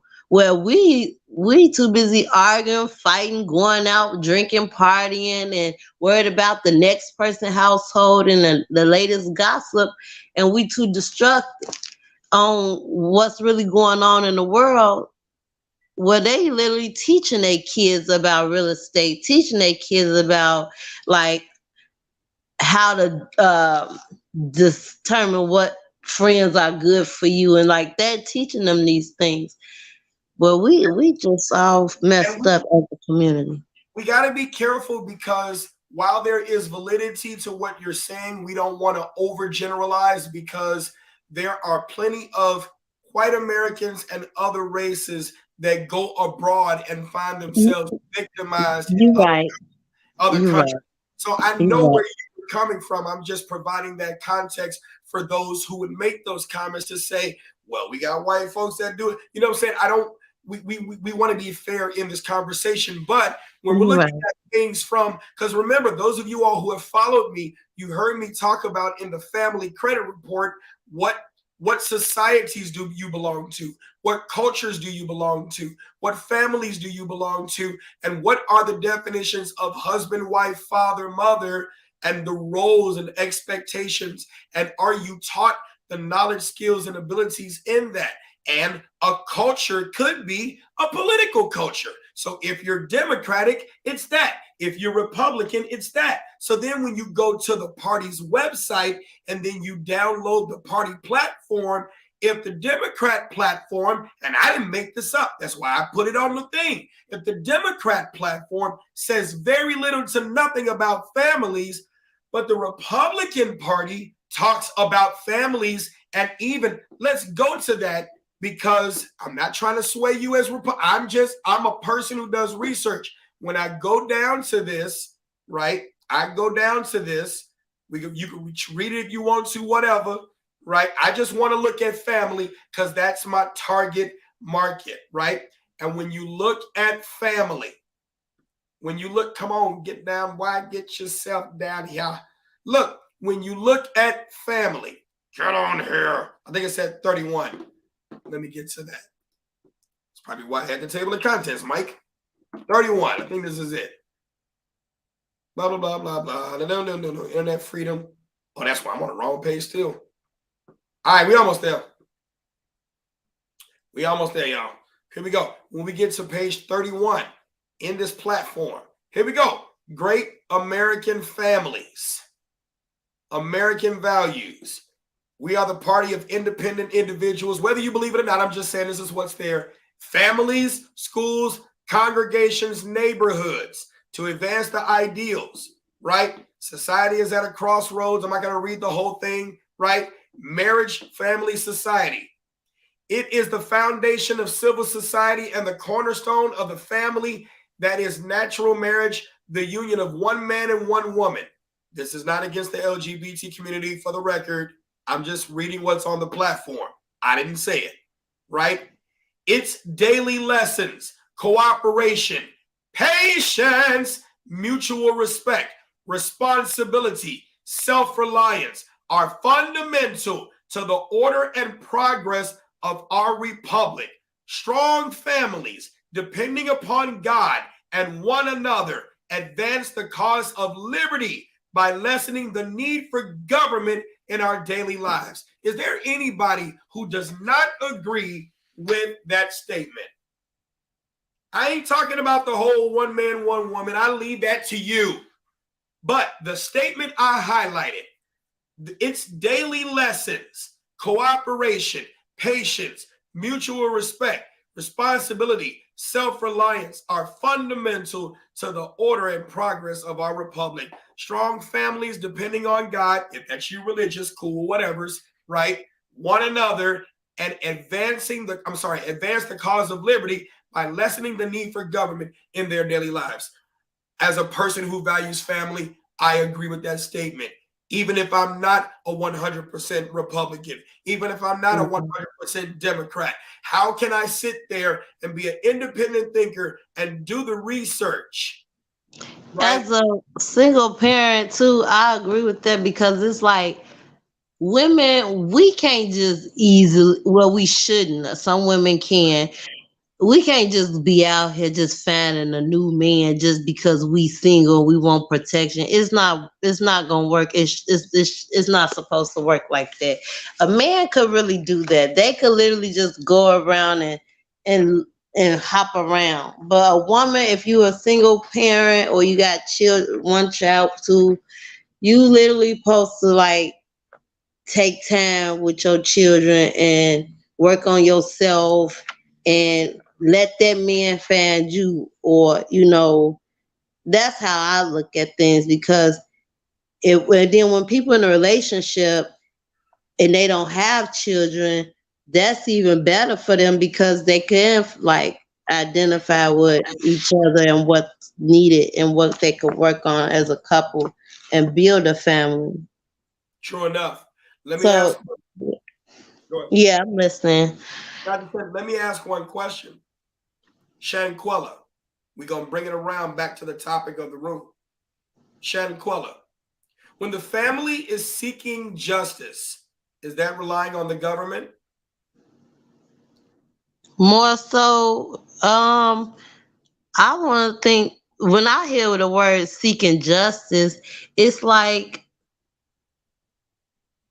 it, they either taking matters to their own hands and relying on the government. How they gonna take matters into their own hands? What they gonna do? No. I'm just saying, like, you know how, like, sometimes when you going through court, they'll tell you not to go and discuss the case. It's an open case, but by this being from another country, they could probably go and seek more information from what they know, and if they decide to take matters to their own hands, they could plan So on what? doing whatever they want to do. So what if the court speaks Spanish? Yeah, that's something they might have to, and they probably don't even have the money for interpreter. I'm just saying. What's the Spanish word for an attorney? I don't even know that. See, look, I'm I not think even it's gonna lie to you.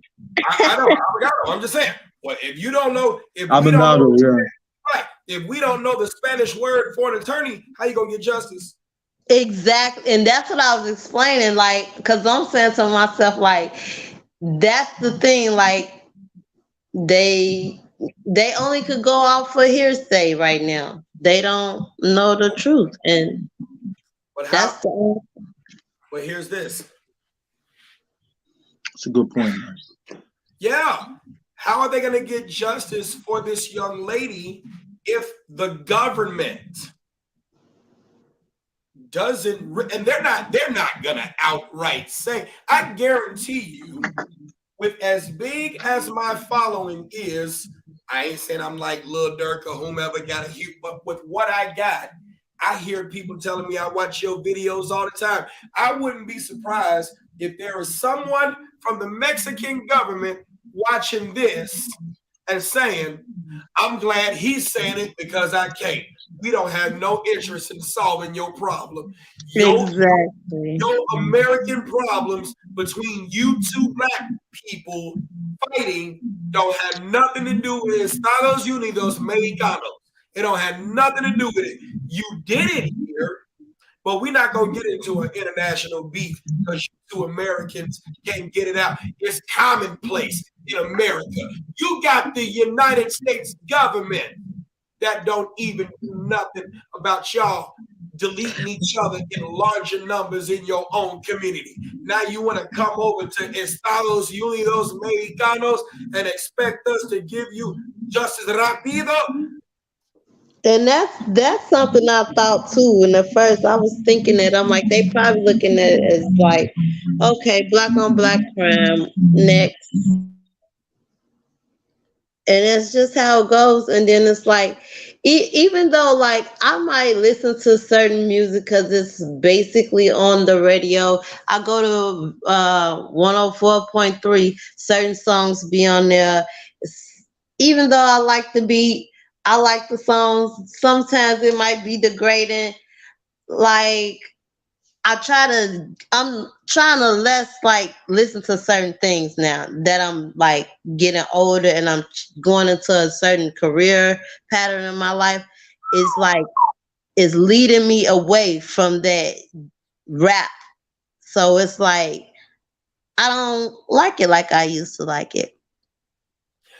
What's 911 in Mexico? I ain't Matter never of been fact, to Mexico. I want to know. see, we ain't talking about you. I'm just saying, just period. No, I'm What's serious. I yeah? want to know. I like stuff like this because when you ask those questions, sure, I need to know what that is. Because if I decide to take a trip, I need to know what my resources and where to goes in case of emergency. How to say where's the nearest hospital, where's the nearest police. I need to know those things. What's the international code for the United States of America? Mm. 01. What's the international code for Germany? 049. The area that I was in, 6783. 276. That was my phone number when I had a phone in my barracks in Germany. You said 911. Anyway, it might not be. I don't know. I didn't say what the numbers were. He go, 911. Ay, muy estúpido. Here we go. Right? My phone number in Germany was 49678327686. That was my phone number. See that? Well, what is this? So if you don't even know these things, you see what I'm saying? What are you doing going to a country and not having an exit plan? Yeah. And it's crazy that I allow my daughter to go to these schools and learn this language, and I didn't even sit down and take the time to learn none of this stuff. Cause sometimes she's going into the gas stations in the stores speaking Arabic, and I'm like, "What you just say?" She said, "I said good morning," and I'm like, "You sure?" And then I asked them a few seconds. I'm like, "She said good morning to you." Yeah, and then she's speaking in Spanish to next to this little girl. I'm like, "Girl."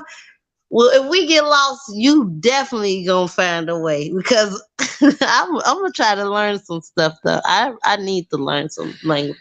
But here's this though, and we're gonna say final thoughts and then call it. Let her teach you. Let your daughter teach you. And if it's not too much trouble, humble yourself and learn. See, if you can teach your daughter to be a teacher, you can have the confidence that she will teach your grandchildren when she has them at the time that it's appropriate for her to have them.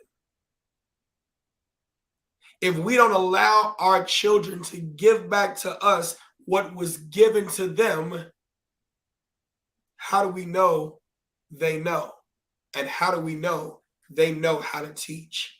How do we know they understand how people learn? How do we know they're going to have the patience for the lesson? It's just extremely counterproductive to say children are to be seen and not heard.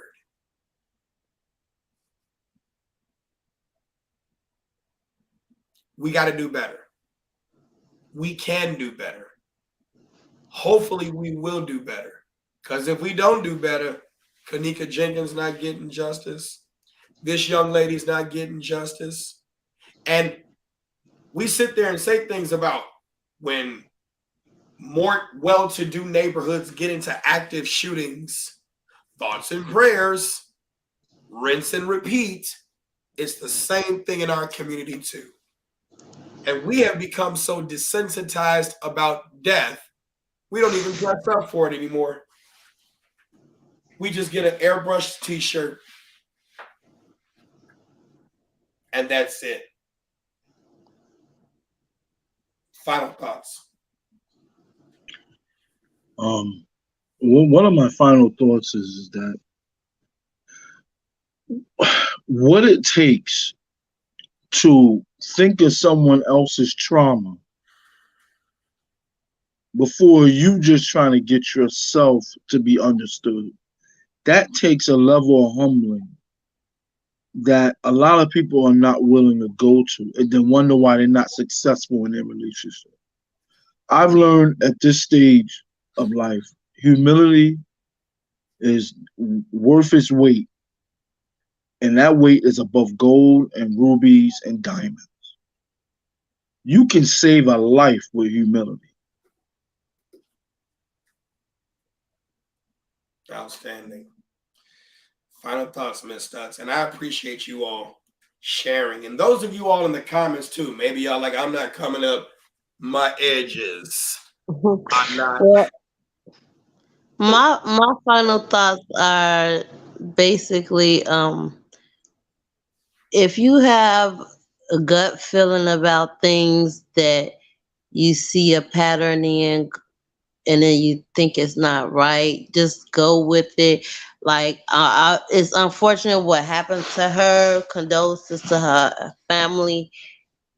And don't be so quick to call people your friends. I learned you just can't, no matter how long you've been friends with the person, you never know what they backmask could think about you. They've been waiting for this opportunity and they caught at her lowest moment. And it's unfortunate. it's like I don't even know if she have any children, but they might have to live with this for the rest of their life. So just be mindful of who you relate with and celebrate with, and success be like share your success with. That's all I can say. I find it that when we say beware of the red flags, be mindful of the red flag. You saw those red flags, but you didn't give it any attention. You didn't. Well, okay, can I give you a quick Wait, example? wait. Hold on. Let me finish. And then I'll give Okay. you your example. Because when we say that, what's the difference between a red stop sign and a red stop light if you have to stop at both of them? Education and then experience. Because if you don't have the education to know that at a red stoplight you'll be there for some minutes, you'll be at the red stop sign waiting for it to turn green. But education helps you see that they are both red, but one means that you're only going to be there for a second or two. And then before you proceed, you better look both ways and look again. And then people put so much trust in a green light with the expectation that the other person who has the red light is going to stop because a red stop light is stronger than a red stop sign, and then get into a collision when they had the green light. And that's when you gain the experience that just because you have the green light doesn't mean you can always go without looking again. That's true. So That's when we funny. I literally told my daughter that scenario before we was in the car, and I said, "You see how that car just went past?" I said, "See, if had I would have went a few seconds, we would have been hit." And it looked so clear before I even got ready to put my foot on the accelerator. And then it's like she was like, "Yeah, I see what you mean." And then as far as my example, I worked with a girl one day, and she just was like, we normally talk, and then one day she was like, "What's your name?" And I was like, "Marquita." And she was like, "Well, bitch, my name." I'm like, "Hold on, that ain't my name. My mama ain't named me that." And she's like, "Well, that's what I call all my friends." I said, "I'm not your friend. I'm your coworker, but you can call me Marquita. Now, what's your name?" And she's like, "Well, you can call me bitch." And then I said, "Okay, how does this sound?" "Okay, bitch." And then if I was to get into it with you and I decided to say that word a little harshly, how would you know if I was being your friend or your enemy? So it's like that's why I say I stopped that right in the door. I knew that red flag. Like some people is okay with it. This generation is okay with that word. We not doing that here. Outstanding. Two comments on are you silly, Charles? Two comments. It's a thing. I'm glad she said that. That's amazing. Here we go. Three comments I'm going to read. Grounded Roots says, no, and I'm going to read yours again, Rachel Survival League. And please, if you value this conversation, please smash that like button. Please hit the subscribe button. Please consider donating $5 so I can give more children children's books. Not begging, just asking. Let's continue. You said, no, she had no children. During an interview, her father said he would never have any grandchildren and he would never be able to walk her down the aisle. I don't know what to make of that, Grounded Roots. I hope you're still here. I need some context for that one. Did he see something in her? I need more. I'm curious. Are you curious, Charles? I'm curious as to what was said.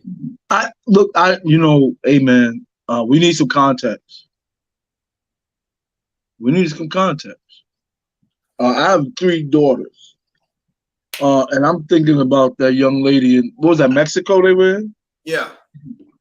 And I had a goddaughter tell her father, who's close to me, I'm going to Croatia because I like the beach. And he called me and said, can I borrow your van? And I know what that meant. You know, he's going to kidnap his daughter. And a lot of times, the mother raised her because she forced him out of the home. Another conversation. Another conversation, Mike. Yeah. And a lot of times, you said it.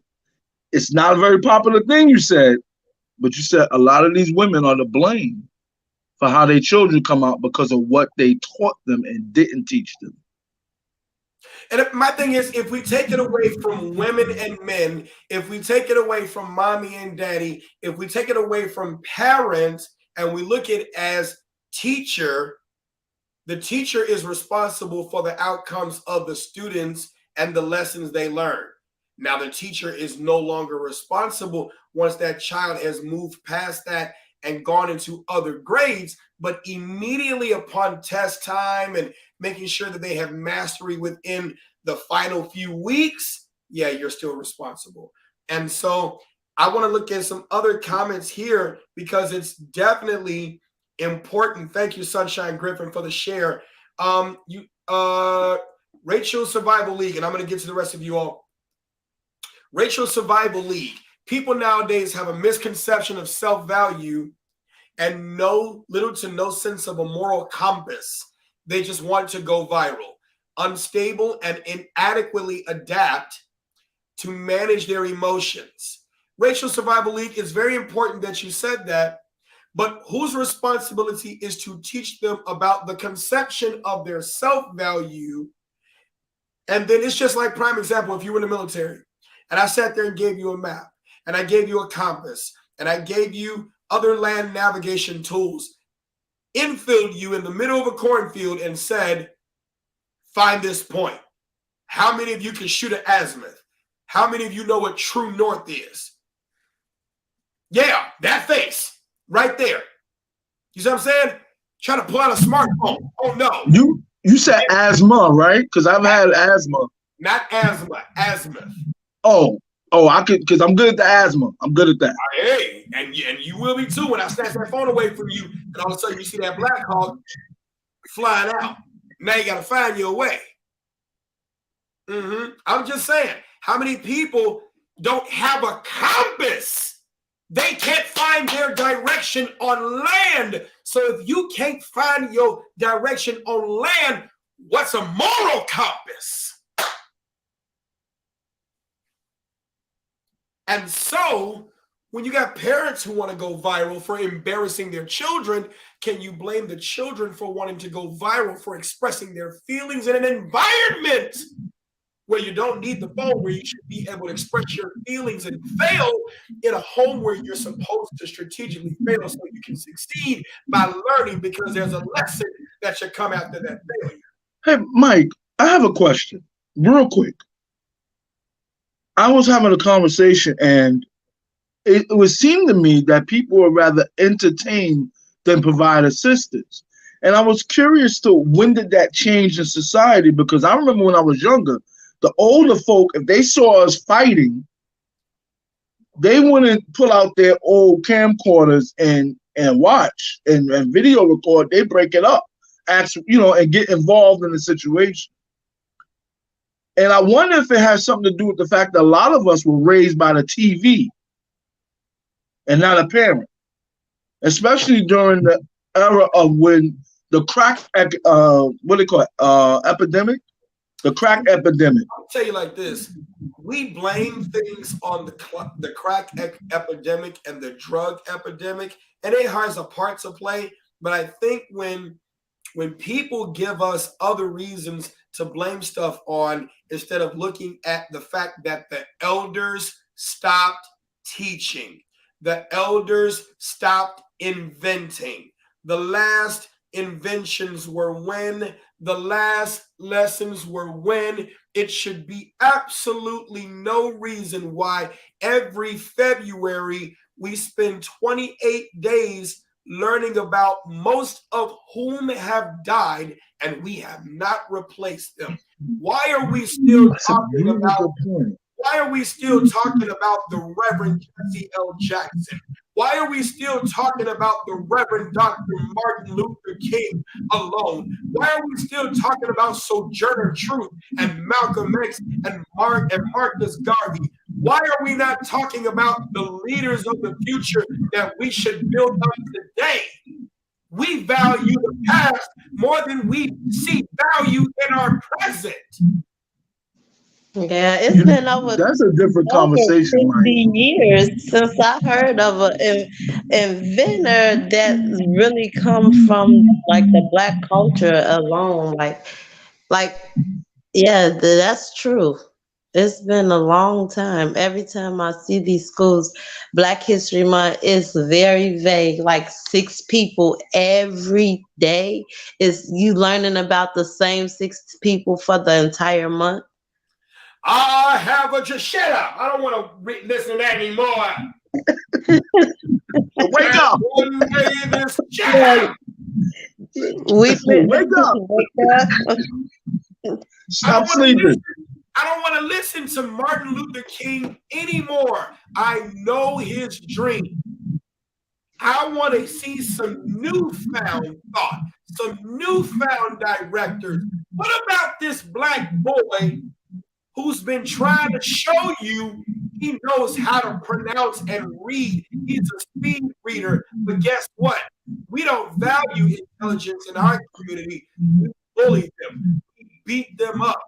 We destroy our future and wonder why we still stuck in the past. Let's move on for the purpose. I want to get the rest of these comments. Last thing you said, and then we're gonna move on. Go ahead. No. I think that might be a topic for another conversation like that. Because that's something I haven't even considered. That I only thing I said is that we don't shine a light on the ones now that we should be looking at and focusing in on and trying to pull from.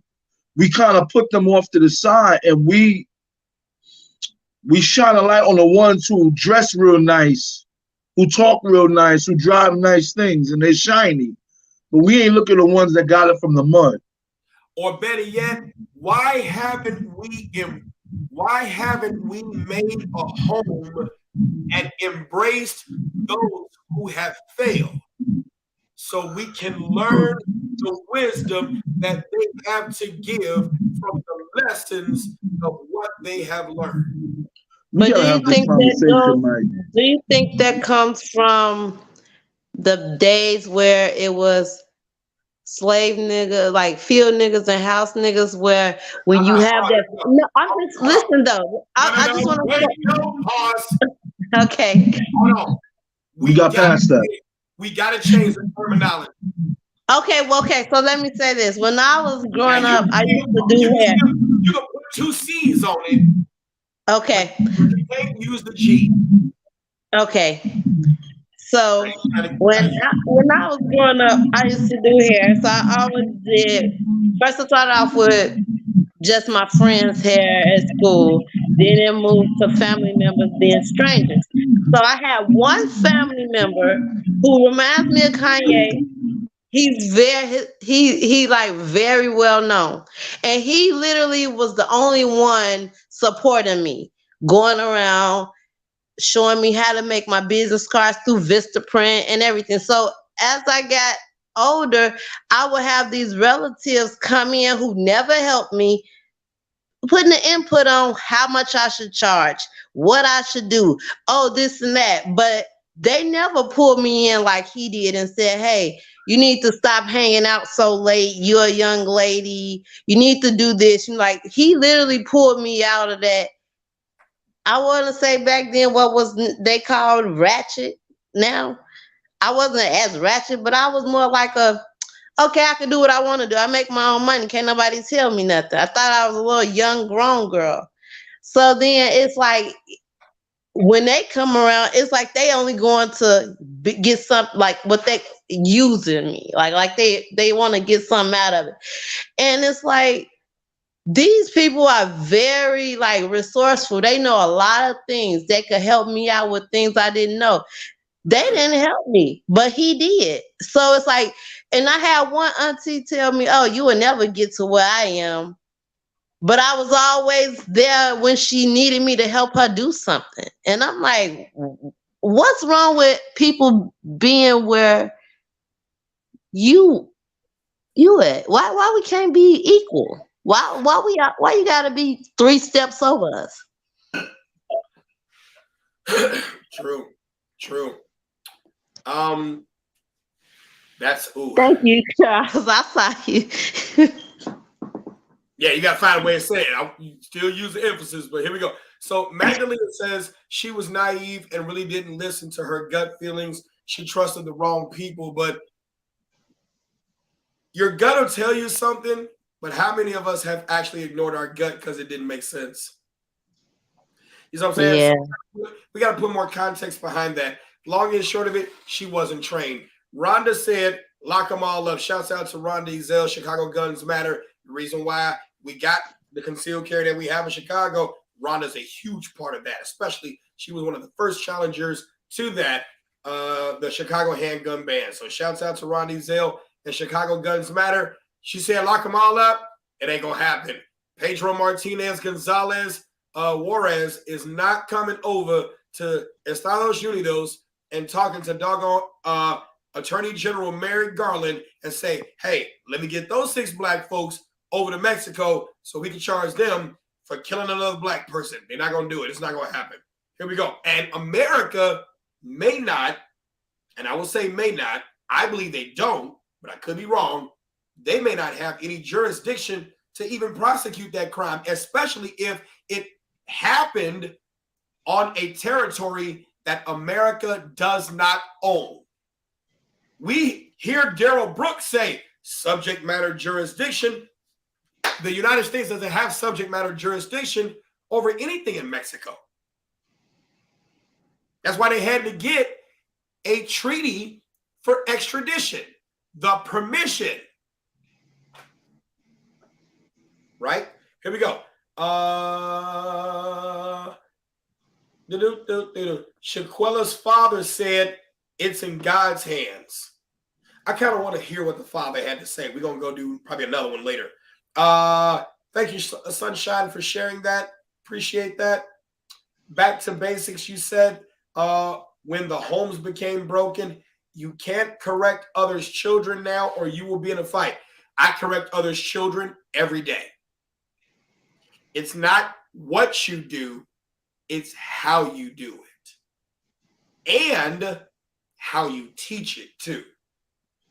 What you can't do is put your hands on somebody else's children, because now these children will fight back and permanently delete you.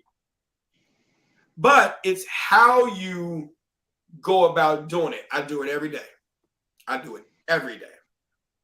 Like the lady you had at the gas station. She's someone, child, and you had corrected her in that situation. Hey. And I'm like, wow, that it made me think about it because just like I said, you never know, something triggered her that morning. Absolutely. You got to be able to see past that pain.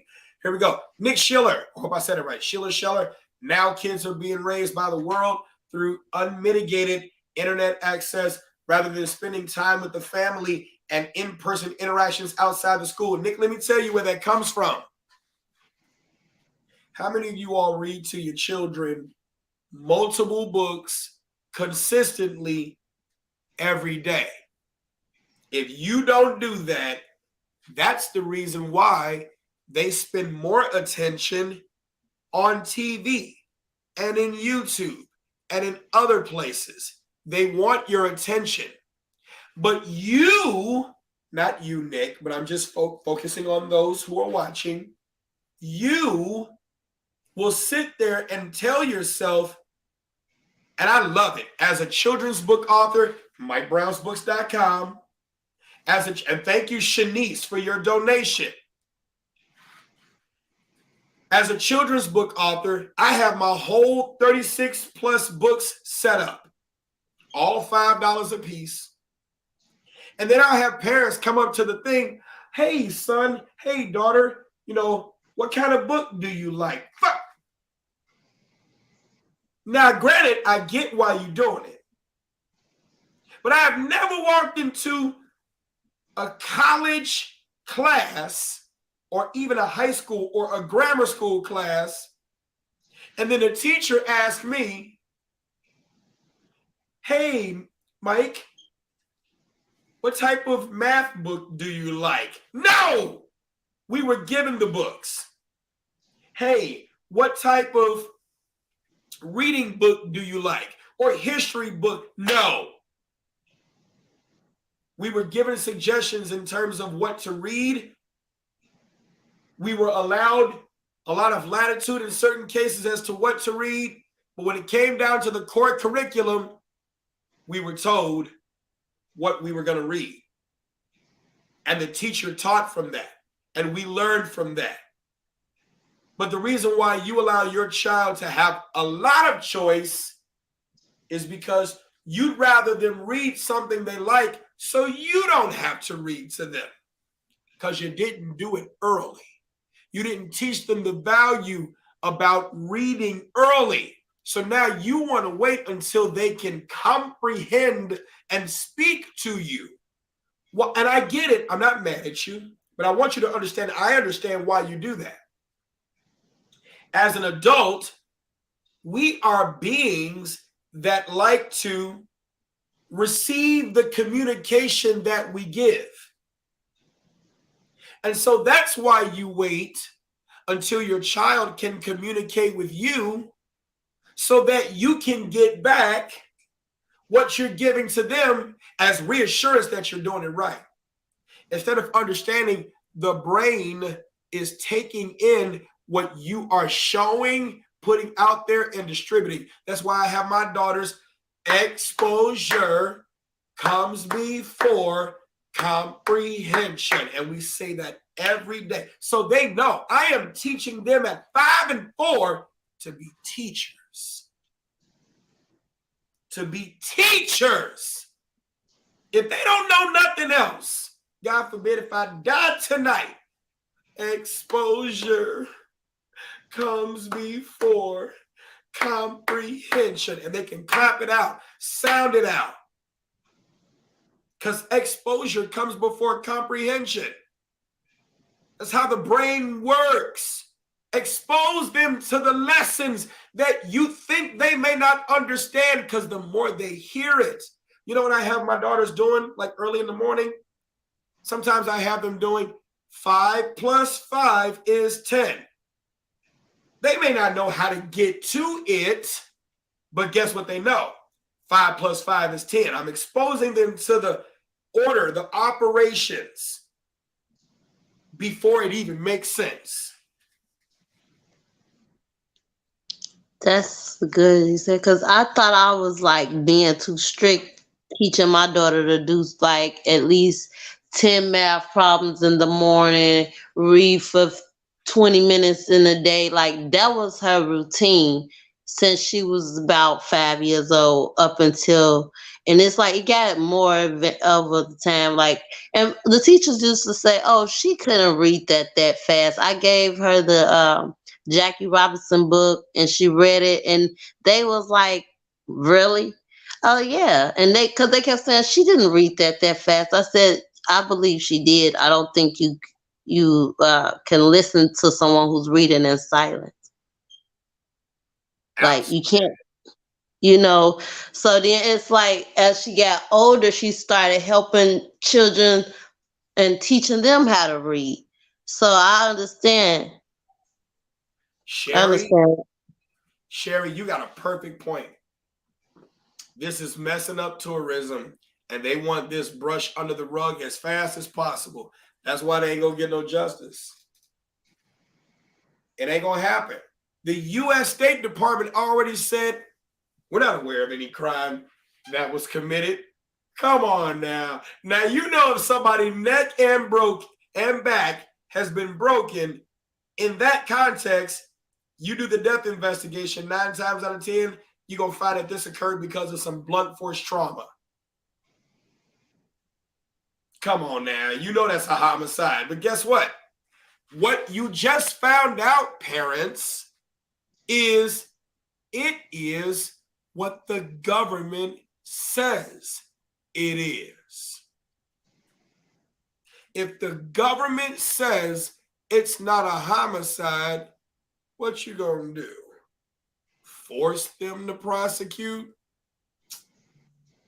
Boy, this Mexico.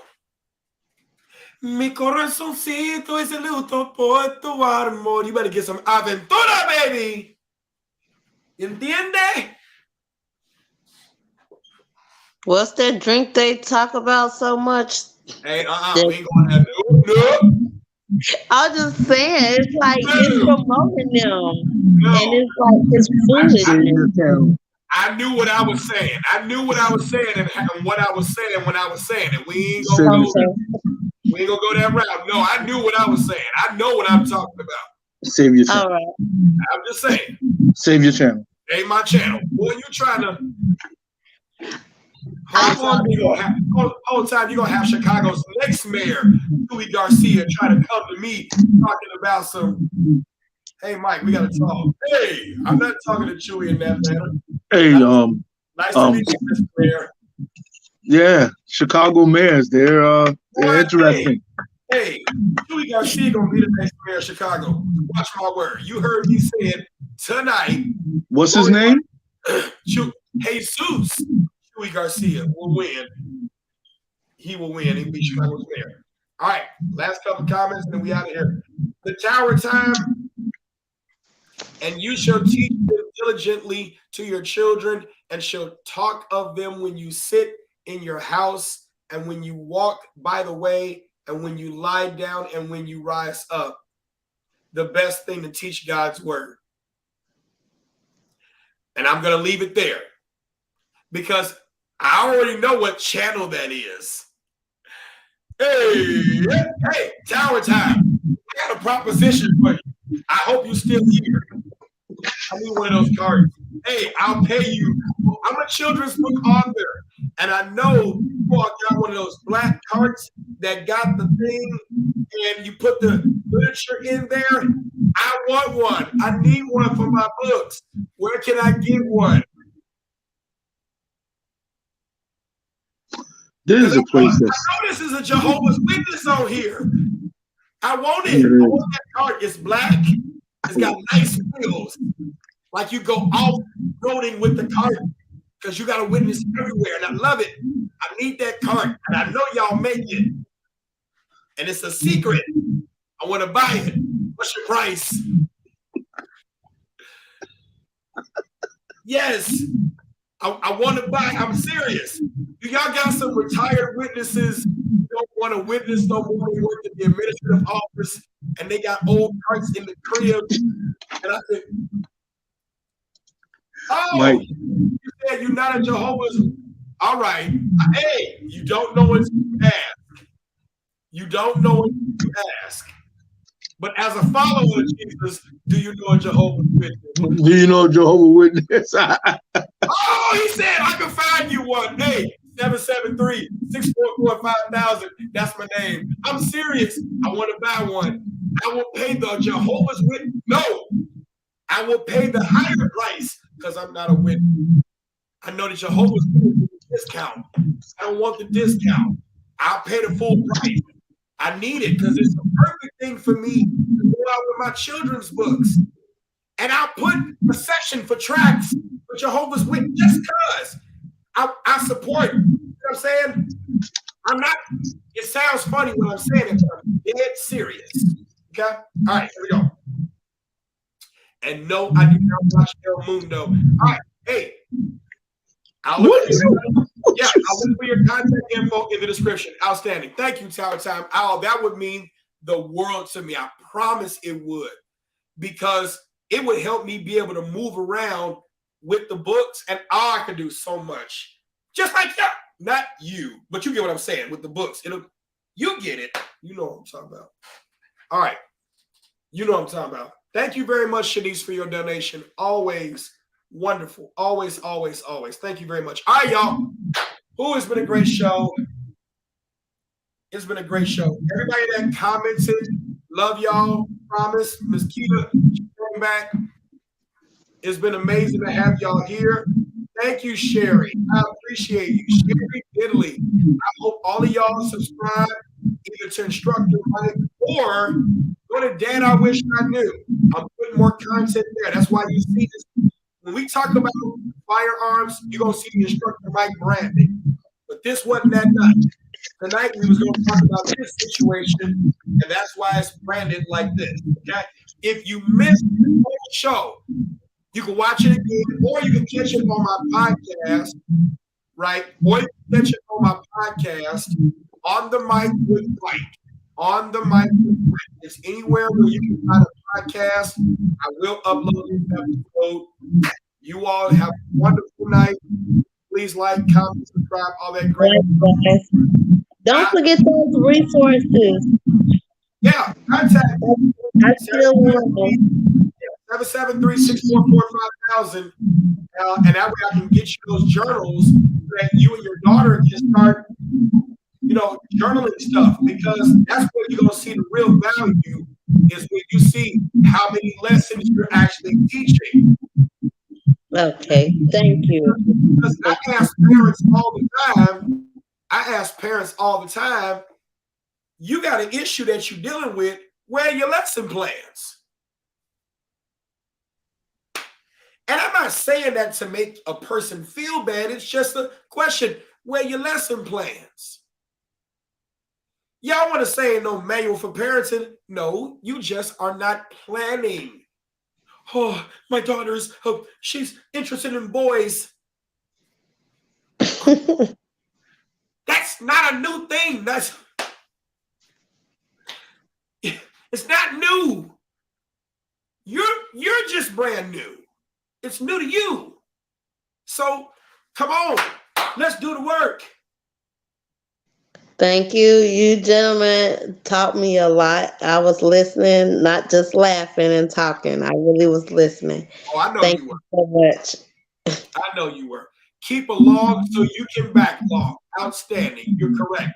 Trisha Conley, last one. Values must be taught at home. You can't expect your enemy to love you enough to teach you how to learn how to love yourself. Thank you very much, Trisha, for the final word. And we are out of here.